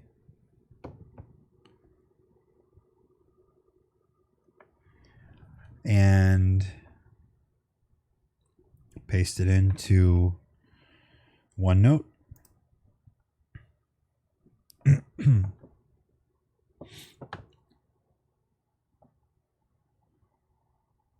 So, it seems like a lot of work, right? But it's not just for one day. This is for a couple weeks worth of work. And you guys haven't even seen the half of it, man. It's just stuff goes on and on. Whoa, whoa, whoa. Hold up, bro. There. Okay. So this is the 2018 star.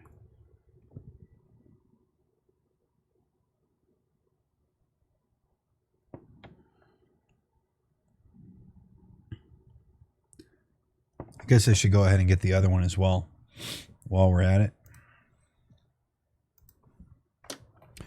2017 star here. Okay, zoom out.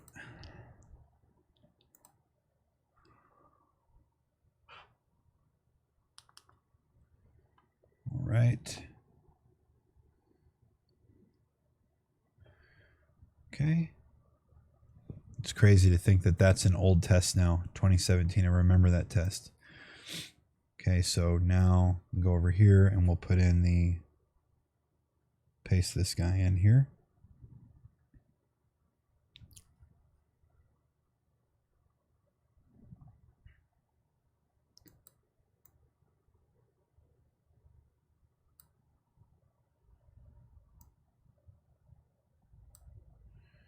Alrighty, so now what we're going to have to do, and I don't know that I'm going to do this right now, but this, I'm going to have to align all of this and then pull these questions. So this is going to take several, as you can imagine, at least a couple hours.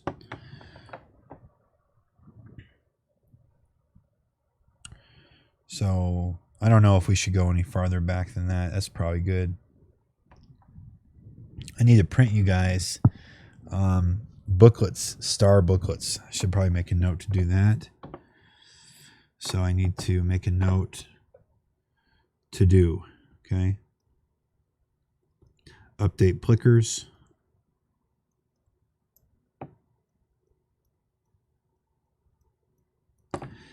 Make Quizlet cards.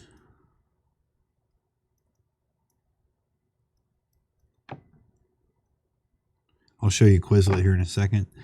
And then print star booklets.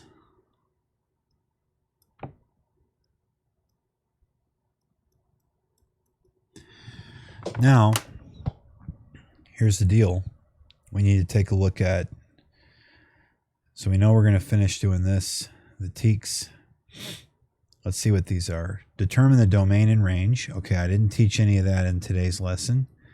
Write equations given the vertex and a point. So that's vertex form. Write quadratic functions where we're blah, blah, blah. Graph quadratic functions. So we did that today. We did graph quadratic functions. So this was 7a. Is all this graphing that we did? This was teak 7a. Whoa. So we should probably write, this was 7a.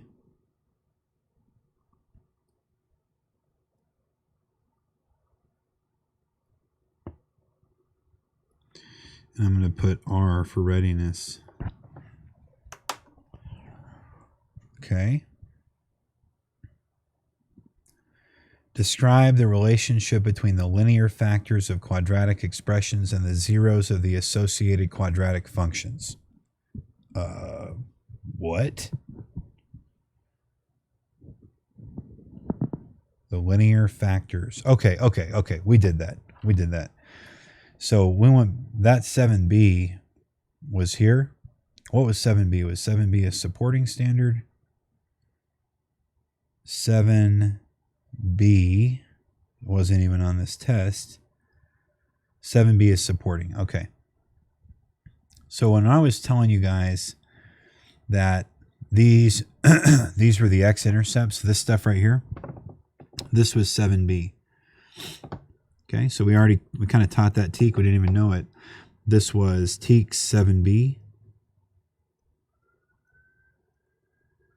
dot s.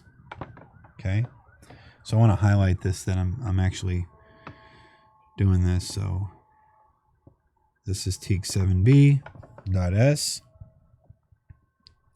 and this is also teak 7b dot s. Should make a note right there. Okay, because we're telling where you cross the x-axis. So all this stuff, the x-intercepts, we call them roots, zeros, solutions. That's teak 7b. I didn't even know I was teaching it. Now 7c, determine the effects on the graph of the parent function. These are called like transformations or combinations. Okay, solve quadratic equations by factoring. Okay, that was 8a. We already did that. That's definitely a readiness standard. So this was TEACS 8a.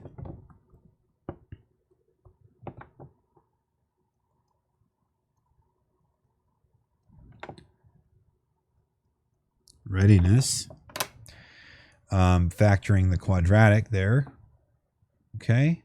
And then it said more to learn, the quadratic equation. That was TEACS 8a.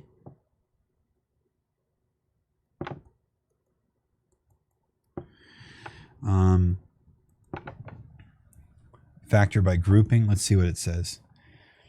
Factoring, taking square roots, completing the square, blah, blah, blah, blah, blah. Okay. All of these are TEACS 8a. So this is 8a. And this is 8a. All right. Vertex form. What was that one? Given the vertex, that was 6b. What was 6b? 6b was a supporting standard. Okay. So that vertex form, that's TEACS 6b.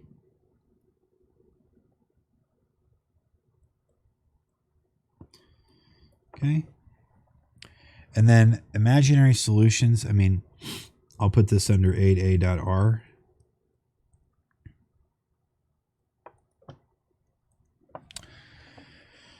So we got a lot to learn, guys. And then this is quadratic regression. So this is going to be like the TI calculator. Quad reg. So this is the way you do TEACS 8b. This is going to be stat calc 5. Look here. Well, we don't want to open that up again. Well, I will. So we're going to learn that you've been doing linreg for like 10 years, right? By doing stat calc 4, enter. But now we're going to learn how to do stat calc 5, which is now quadratic regression. Okay. There's also cubic regression, quartic regression, and then when we get down here, there's exponential regression. So there's all these different regressions. You've been doing linear regression this whole time, but we'll learn quadratic regression as well. Okay, guys, I think we can do this. This is not all that hard. I think this will take like a couple weeks.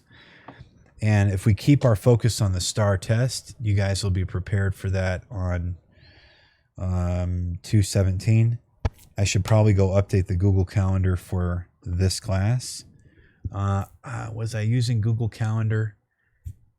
Yeah, I probably should use Google Calendar instead of Canvas.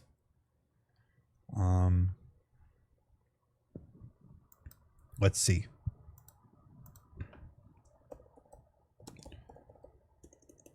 Google Calendar. should I do this? I should use Google Classroom. But now I have to update Google Classroom. We haven't used that in a long time. They want me to start using it more often. Wow. Yeah, we haven't used it since September. Okay. Did I create separate classes, for separate periods?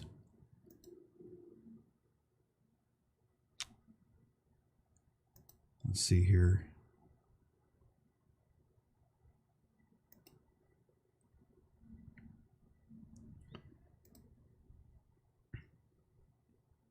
Calendar. Here we go. So this is really the feature I want to use.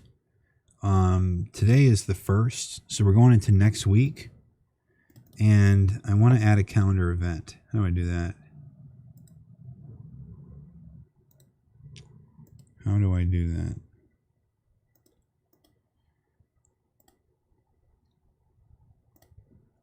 Let's say here, you have a Delta math assignment due on Tuesday. I don't know if I want to. I'll think about that.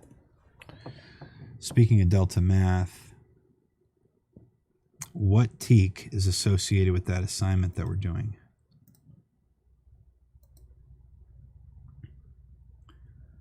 Right in, I need this to be in the standard form. I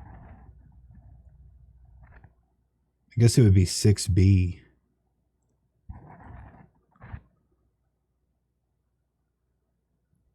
Yeah, I guess that would be 6B on Delta. Let me edit assignment, solving quadratic. Well, no, that's 8A. TEKS 8A dot R.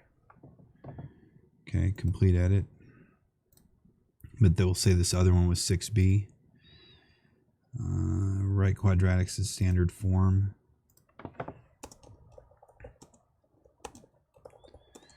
TEKS 6B dot S. Wasn't that a standard? Wasn't that a supporting standard? 6B. Yep. Okay, complete edit. And then edit the other one. TEKS 6B dot S. Okay. Now what? Freckle. Let's do this. Sign in, teacher. Okay, I want to go to assignments. And I want to create a new assignment for all my classes. Add an assignment, math. And I want to do targeted practice assessment for all my periods. Click, click, click. And then I want to continue. And what we want to do is TEKS 8A. Can I just type 8A? Well, what's it going to be?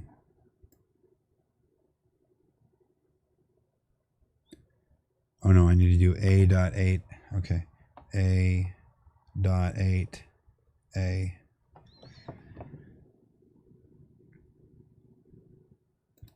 Let's see what these look like. These freckle questions here.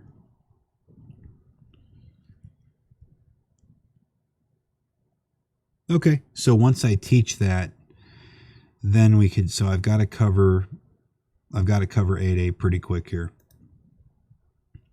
All right. So what's this other one?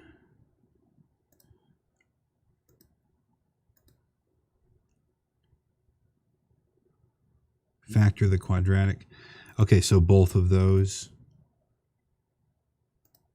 Solve quadratic functions occur. Maybe I'll do a benchmark on that TEK 8A. parts of quadratic functions. Let's see what this looks like. Identify the y value of the vertex. Absolutely need to know that. Okay. So I should probably teach it in order, right? Let's see what 6 looks like. Domain and range. We got to talk about domain and range. Equations of quadratic functions. Let's see. Create a quadratic equation using the table provided. Okay.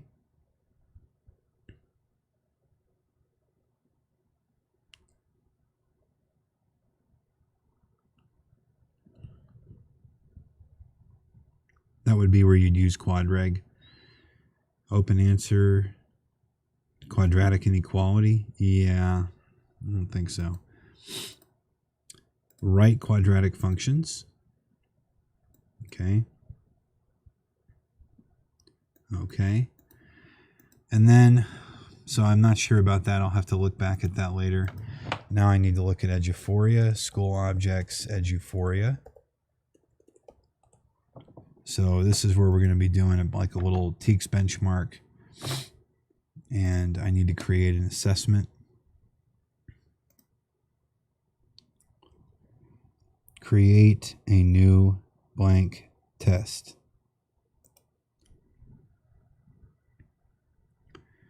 So this would be like TEKS test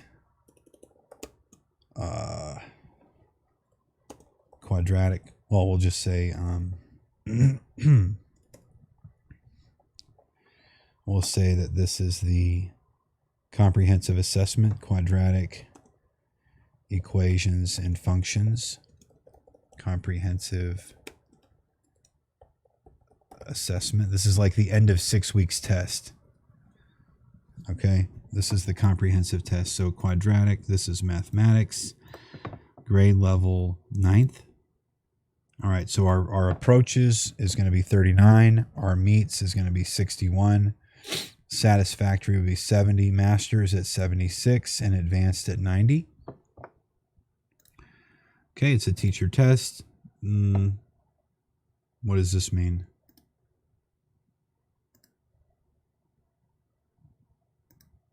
Algebra 1. Okay, got it. Generate test. Whoa. Okay, they've changed everything again. That's helpful. So now I have to add questions. We need to add questions. Let's search the item bank for filter standards by quadratic. So let's start with 6AR. And that would be a constructed response. What is the domain and range of the following function?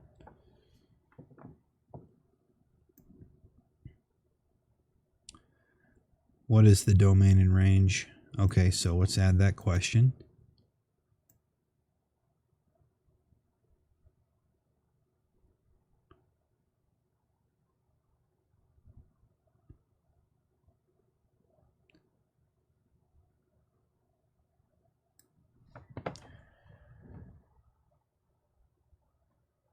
That's a good question right there.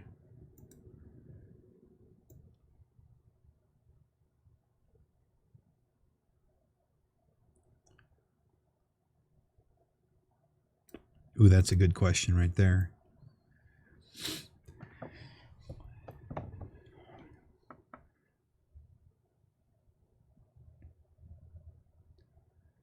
Okay, that's a great question right there.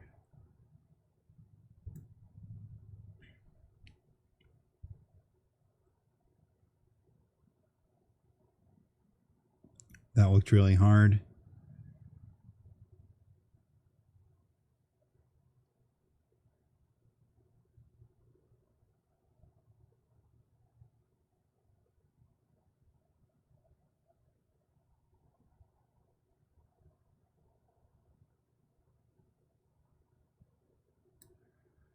What is this question here? We'll do that one. I don't know. It looks good. Landon. Okay. Oh, I like that question. Okay, that's 6A. I think that's probably enough. Oh, no, wow. That one's definitely got to be there. I know that'll be on the... That's a good STAR test question. Okay, let's add that one too. Anything graphed. Okay. I love these. Anything graphed. They need... Okay. So now, let's add to test. And then let's go in here and search the item bank for the 6B standard.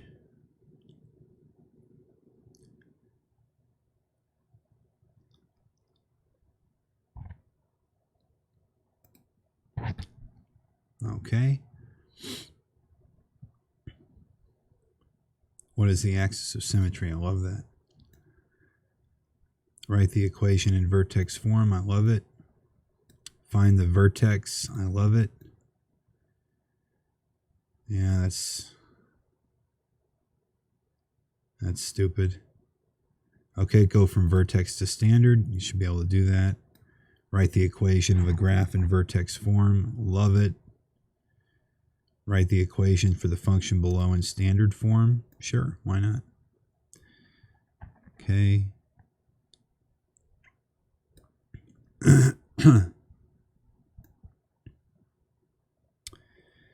Find the vertex. Okay, well, that's enough of the vertex, I think.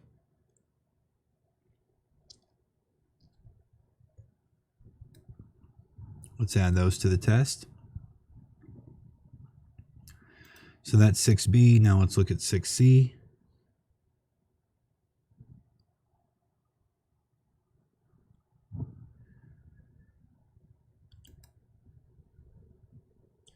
Which of the following quadratic equations describes a set of solutions for 5? All right, that's a pretty good question there.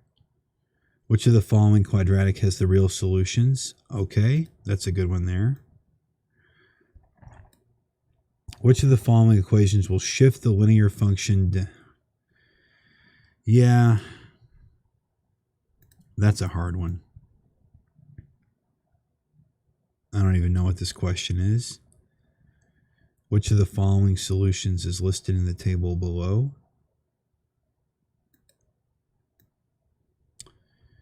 Here's a graph. All right, let's just assume that it's good. All right. The graph below is a solution to which of the following equations? Why not? Okay.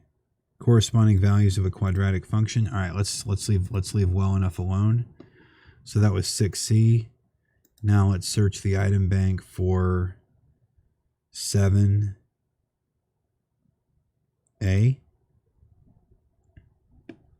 Solve the following by graphing. Sure, do that.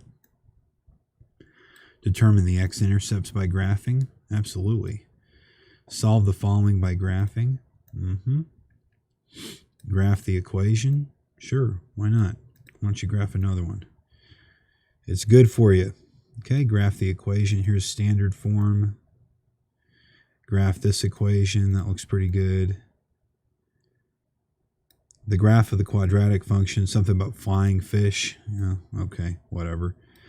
Pricing, we should probably have that. Okay, coordinate grid.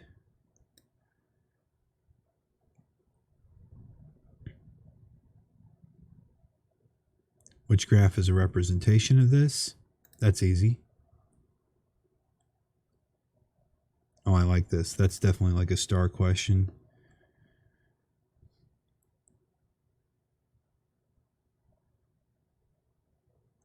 Okay, I like that. The profit question.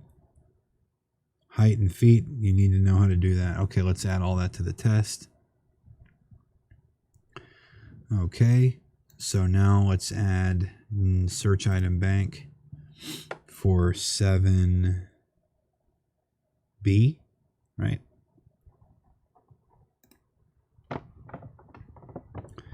Analyze the following graph. Okay, sure. Should be able to do that. Should be able to analyze things. Analyze the relationship between these linear equations. Okay, what conjecture can be made? about these linear equations? Oh, I see. Okay.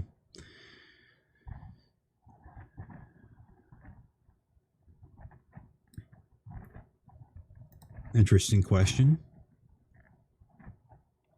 All right, don't know what that is, but it looks good. Factor the equation.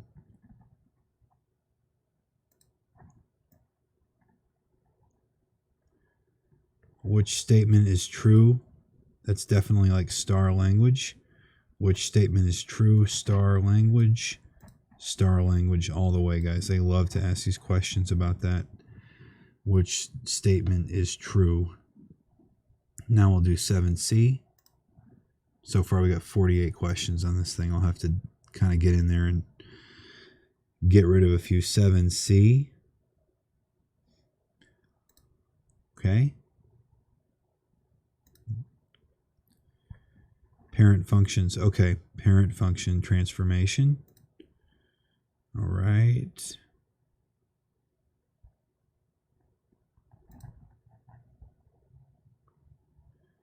Okay, second graph, increase by a factor of 3. That's a good one.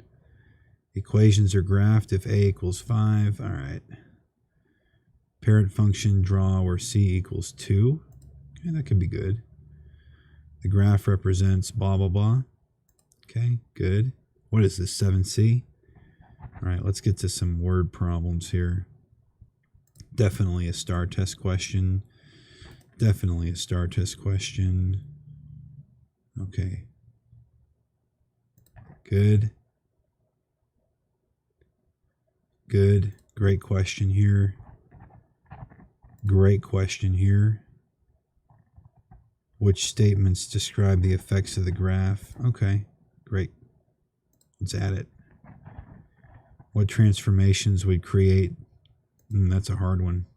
Throw that in there anyway. Okay, I feel like I've hit that. 7C, now I need to do 8s. We need to do 8A.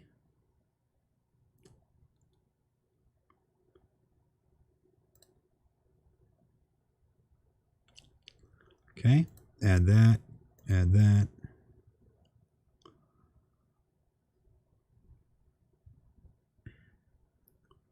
Okay, we'll add that.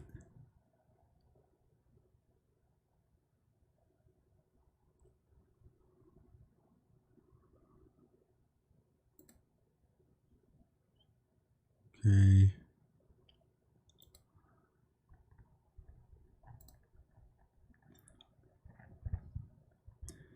Just telling you the star test isn't going to put those on there, so.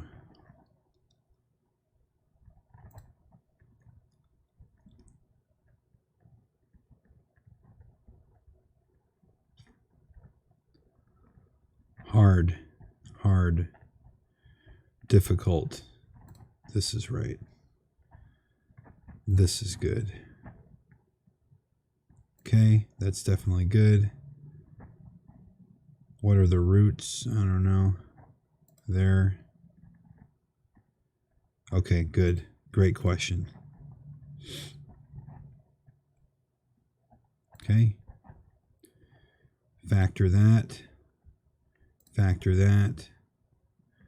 Do this one with the table. Okay. Okay, absolutely. Quadratic.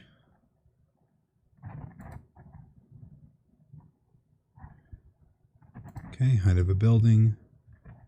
Revolutionary War cannon. Profit. Show all work. Okay. So add to test. This is 8A.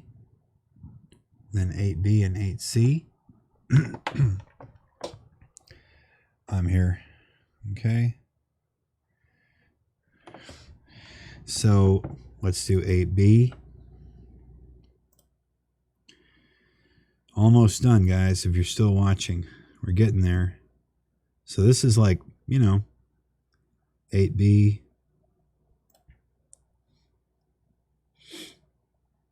These are great questions. All these tables, you just use quadratic regression in the calculator and just do it. but we got to get good at that.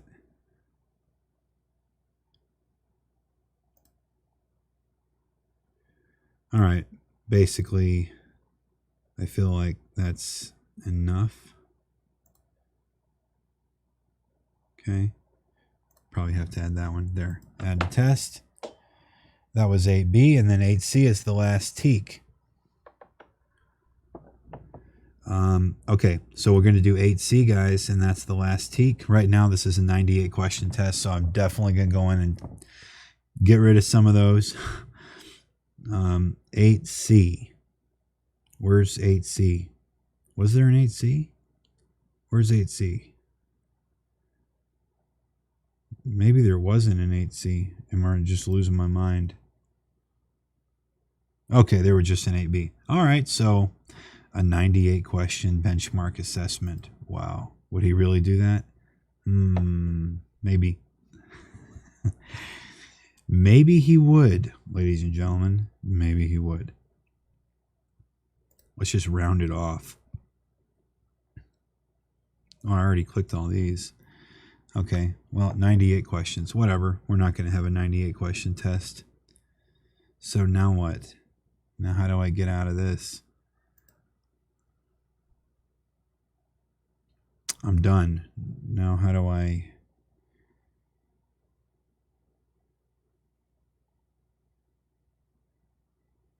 add to test?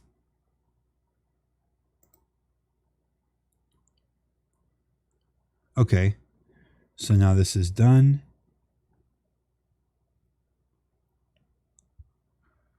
What else do I need to put here? Instructions, do the work. Okay.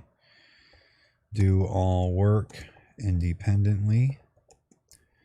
You may use a TI-84 plus C graphing calculator. You may use scratch paper, but please number the questions for later reference. Please raise your hand if you need help. Good luck. Okay. So y'all will be taking this test. Y'all will be taking this test.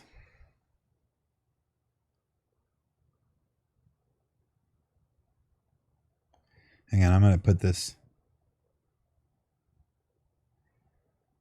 on. All right. So layout. Secondary. Pending. Make it active. Test key. Yeah. Administration. Interactive. Yep. So there's the link to it. Alrighty. And then share with team. Share with team, local test, convert test to team test. Here. Did you guys have any idea there was this much involved in being a teacher?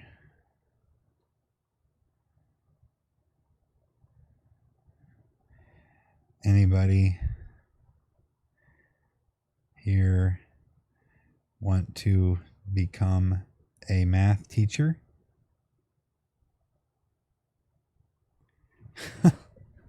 Okay. By the way, I just want to do a shout out to my homies who have been on this the entire time. I just want to let you guys know it's made it easier for me to work, knowing that I don't feel so lonely just sitting here working alone. I really appreciate that you guys have been on the video the entire time. You're really cool people. So anyway, let's take a look at this test. Let me paste this thing in here. What does it look like? So I would have to put in a student ID in order to test. Can't do that on live stream. But so we haven't really messed with this yet, this student testing. But you might have done it in another class, but that's what it looks like. So, okay. So test key, we don't need to show that. Test booklet. All right, let's print the test booklet. Now, why did it change the status to pending? Needs to be active. Print test booklet. Let's take a look at this test, guys, since you're watching. Since you're watching, we will take a look at this test. I thought I clicked print. There it is. Okay, I'm going to show you the test. Because you guys were watching, you'll get to see this whole test. So, oh, cool. It put what I wrote. Isn't that neat? All right. So here's the questions.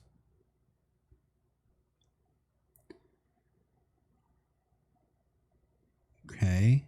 Let me scroll down a little bit. This really does look like a STAR test, guys. I'm going to tell you, I know it's a lot of work, but if you can do these questions, you'll master the STAR test for sure.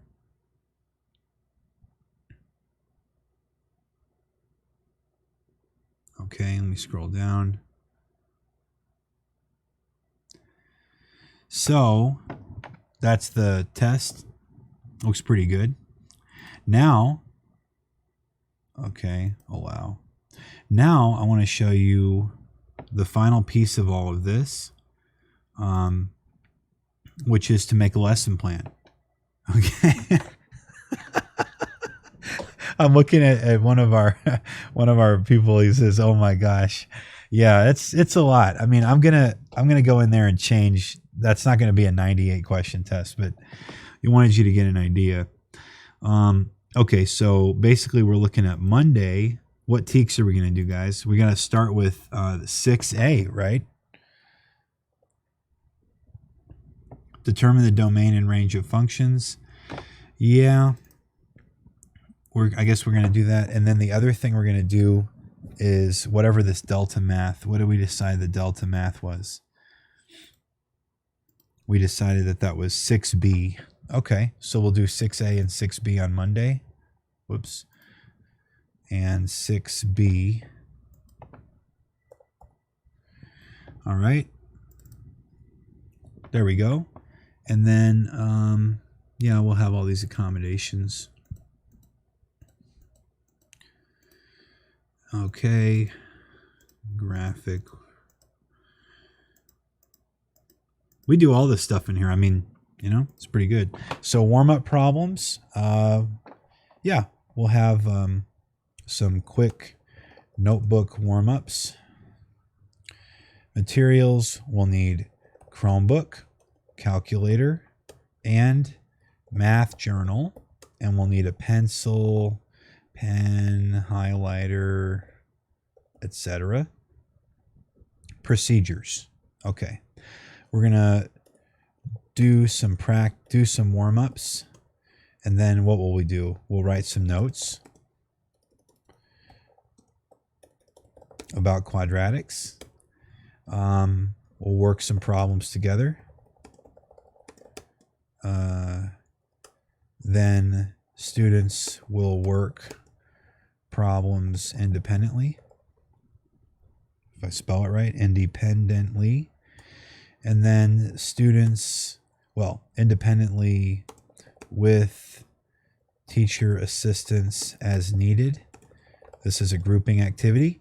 One of the students watching this video said, let's do more grouping. So that is, we're going to do grouping. All right. So we'll have them work in their groups to do that. And then students will start their homework problems. Delta math, freckle. No, we won't use homework freckle. Okay. Okay, what is the evaluation? We got a delta math assignment. And this is the basic structure every day. Okay. The only thing that's going to change is the TEKS. So now you're seeing the lesson planning part. And we'll just basically copy and paste it in there. So we're probably going to end up doing the same thing on Tuesday, TBH. So we'll just throw in 6B as well. What was 6C again? Can't even remember. Write functions. Write quadratic functions when real world situations. Okay. Yeah, right. Okay. I would like to think that we'd get there. Probably not. Probably not, ladies and gentlemen. Okay, so save. And then Wednesday, we'll try to move on, hopefully. And we'll try to move on to 6C. And then we'll try to get into the 7A, 7B. What's that? Describe the relationship between, yeah, we'll talk about that. Well, I don't know if I want to do that one. No, I don't know how to get rid of it. 7C. Determine the effects on the graph. So I don't want to get into graphing. I want to do 7A for like 2 days. Let's save that. I don't know that we'll get into graphing this week. 7A. Because I think all of these, yeah.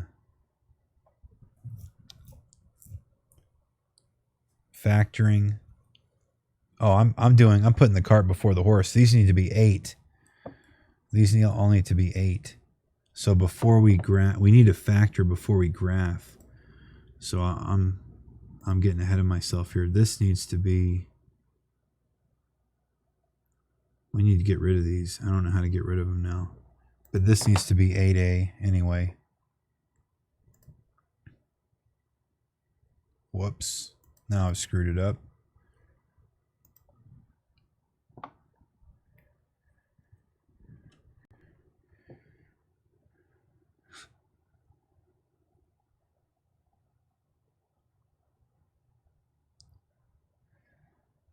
Okay. So there we go. So I want to go in here on Wednesday and I want to go in here. I want to do 8A on Wednesday. That's really what I want to be doing on Wednesday. Oops. Did it get it? Yeah, it got it. On Thursday, we're also going to do 8A. Now, by the way, guys, I teach one section of geometry, and we haven't even started talking about geometry. See? Never even got to start planning geometry.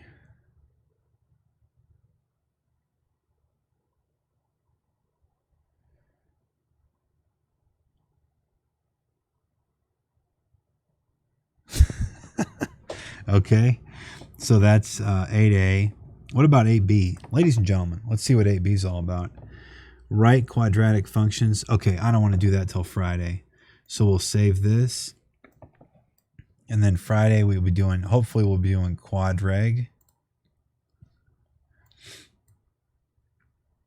Now I'll make that the last thing I teach because we're going to be doing graphing. We'll start graphing on Friday. That's what we'll do. So graphing was more the 7s, wasn't it? Yeah, graph, and then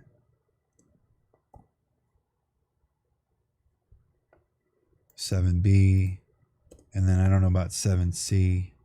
Determine the effects. Yeah, we're not going to do that on Friday for sure. But maybe on Monday we'll keep doing 7. We'll keep doing that where we're going to do 7A, 7B, 7C, well, 8A. And we'll start bringing in the domain and range. What is 6B? Vertex, yeah, we'll be bringing that in. What is 6C? Quadratic functions, yeah. Okay, so that's going to be a heavy day, and basically we're going to do that for a few days. We're going to graph for like 3 days. So we're going to do here 6A, 6B,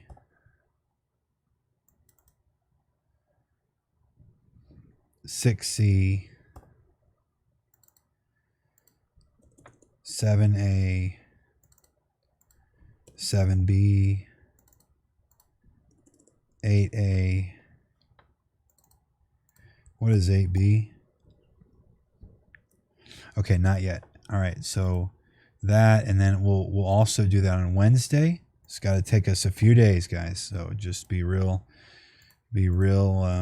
flexible with this, because it's going to take some time to learn. We definitely want to spend more than 2 weeks on this, but I'm going to have to move a little bit faster. Okay, 7A, 7B, okay, 7C, 8A. All right, and then we'll save. Thursday I'm going to show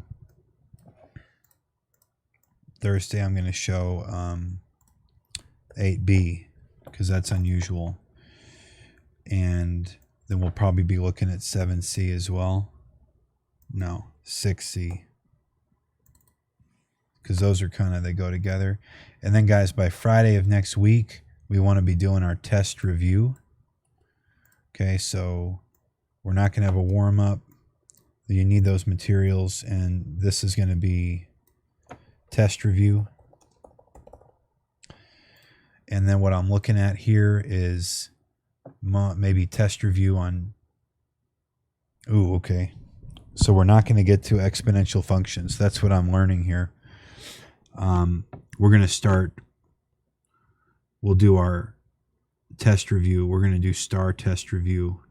Because we have to do the star benchmark this next week. So we need to start planning for the star benchmark here. Test review. We'll have a test on Monday. So this is the quadratics test on Monday. Okay, save. And then what I want to do is Tuesday, we're going to do, on Tuesday, we'll do star benchmark prep. Save. Okay, Wednesday, we're going to do star benchmark prep. Okay, save. And then Thursday, you'll have your star benchmark. Okay, so that's a Thursday the 20th. And what I'll do is I'll send an email to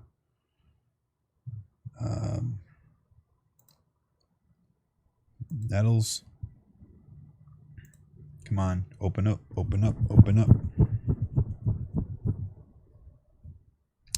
Why is it taking so long to load?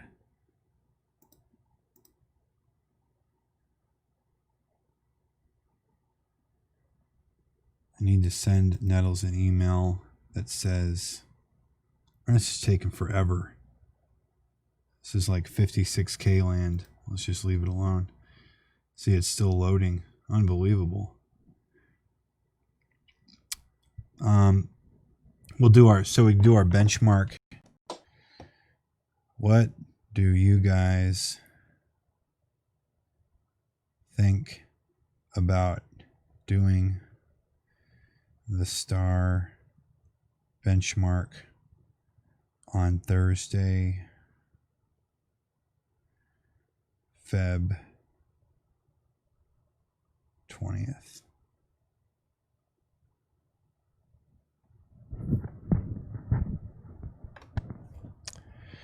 Okay, we'll try that. Recipients. Okay, star.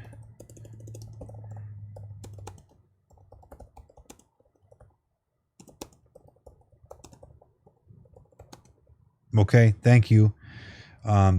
Thank you, Jonathan. Okay, I think it's probably okay. Thank you, Gerardo. Yeah, it's like in 2 weeks. So we have basically, if you look at the calendar, let me go back here real quick to forethought. If you look at this calendar over here, we have 2 weeks that we're going to study quadratics. So it's going to be like a real fast-paced 2 weeks. And then after that 2 weeks, we'll have a couple days, we'll have a test, and then 2 days, and then a huge benchmark on that Thursday, Feb 20. So we won't get to exponential functions, and that's okay. Okay. Thank you, Matthew, as well. So I got my 3 guys to give me votes of confidence. That's when we'll say, dear Mr. Nettles, I have planned out the next 2.5 weeks in Eduphoria and need to ensure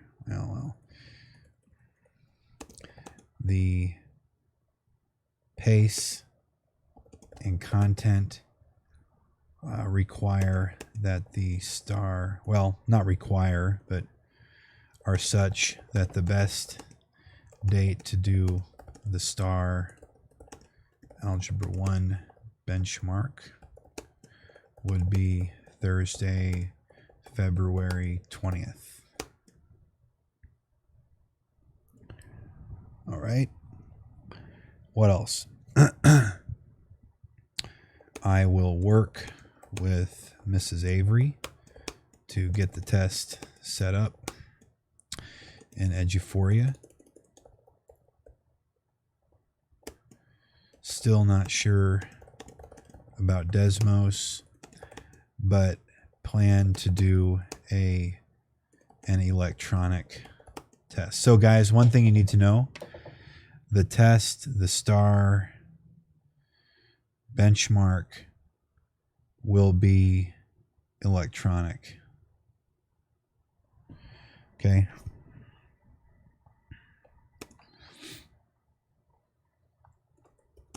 So probably no to Desmos, since there's no way to kiosk 2 apps to the best of my understanding. Still not sure what year test or if we should combine and mix and match. Please let me know if Feb 20 will work as a benchmark date so I can back out of that and adjust lesson plans as needed. Thank you, Mike. Boom. All right. There it is, guys. Talking to the big boss. Okay. All right, guys. So at this point, I think we're done. I mean, what else do we need to do? I do need to get in there to Freckle, and I'll mess with that later. But basically, this is it. So we'll get into all this, and I'll finish what I've got to finish here. At this point, I feel like I could get you guys to help me with this. I will finish highlighting these so we can pull these questions and make sure you guys are prepared. Okay? Make sure you guys are prepared for everything when it comes to the quadratics on the STAR test. So this is going to be a huge chunk of what you're going to see. And then after that, guys, we're going to do exponential functions, and I'll teach you about little things we miss like causation and some statistic stuff. But basically, you'll be ready for the STAR test before spring break. When is spring break? We should probably look at that. Before we go, let's look at the district calendar. I want to go to the district calendar. Let's look at that district calendar so we understand when spring break is.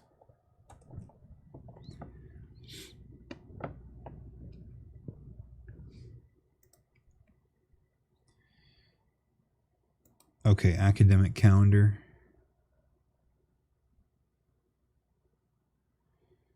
So here's our calendar, guys. So here we are over here. Okay, so we're whoa. Right now we are on February 1st. Okay. So here's our calendar. We have next week. We have the week after that. Okay, so here, 2.5 weeks from now, we'll have the huge benchmark here on Thursday, February 20th. And then Friday's the end of the 6 weeks. Okay, that'd be a great way to end the 6 weeks. Y'all won't have any homework or anything.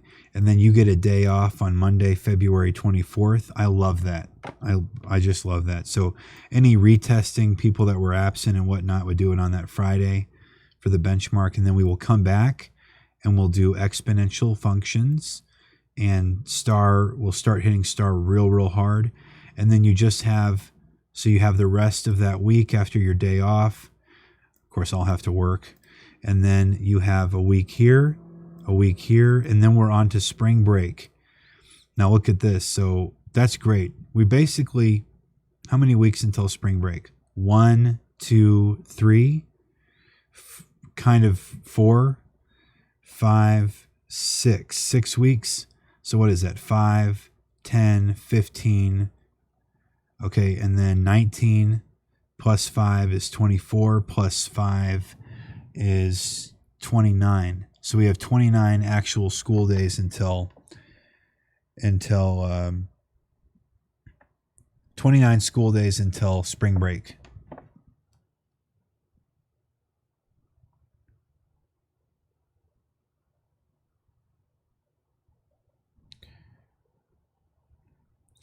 $29 days until spring break, and then after spring break, so you got 5 days off. That'll feel good. Okay, then we have basically 2 weeks, and then I don't know what star test this is. I think it's English.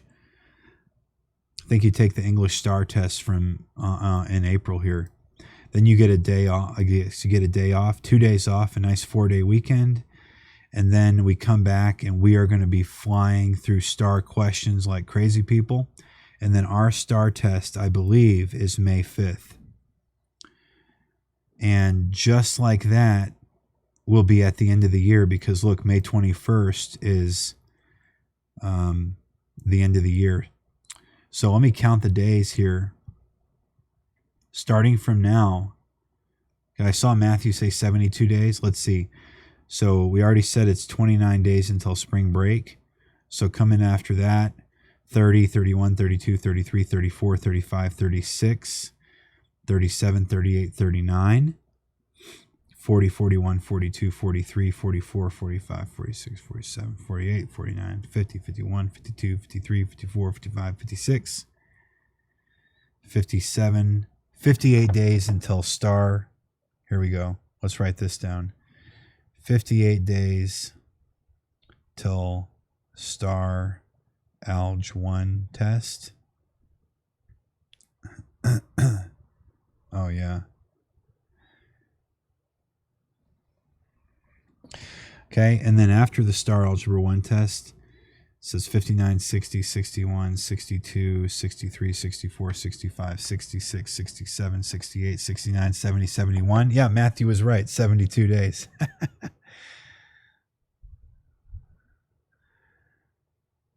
Like 72 days. Seriously? That was a good guess.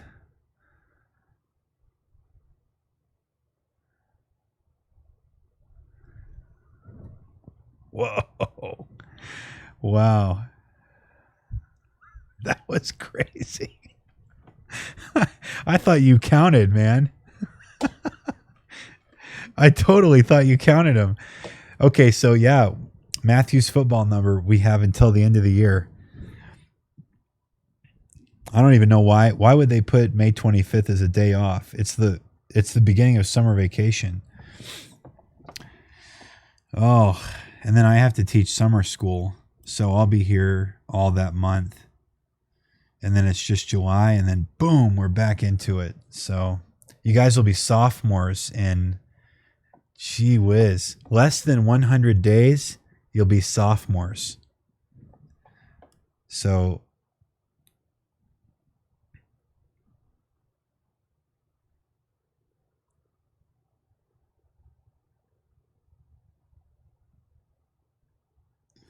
you're all in 10th grade.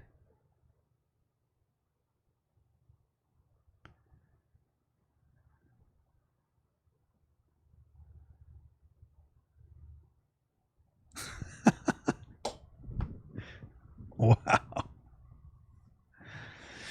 Well, guys, let me end the live stream here. It's 10 o'clock. So thank you so much for watching, and thank you guys so much. All right. It's been a lot of fun.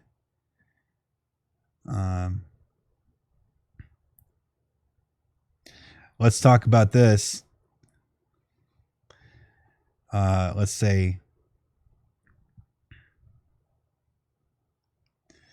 do this. Have fun watching the Super Bowl. Can you guys put your predictions before you leave?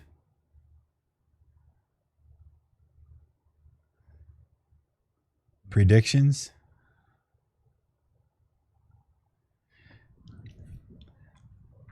Maybe we should do like a pizza party for whoever's right.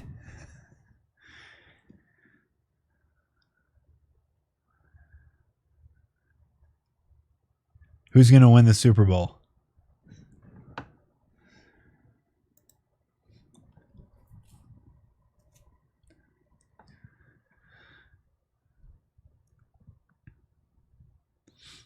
I like both teams. 49ers going to win. Okay, wow. Okay.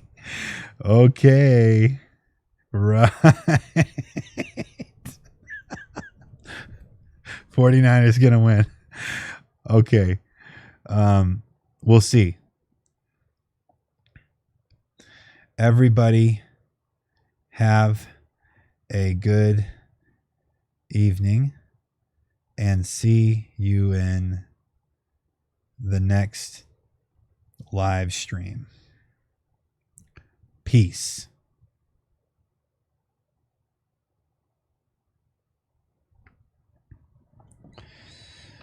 Okay, now let me go back to my live dashboard here, and let's end the stream. Okay, I'll end the stream here. Thank you again for watching. It's been a ton of fun. I don't think I've had this much fun doing my lesson planning ever. So thanks for making it a great lesson planning session. I hope you guys learned something. You certainly helped me. Appreciate it. And you guys have a good night. Enjoy the Super Bowl tomorrow, and I'll see you all on Monday. That's it. I'm out.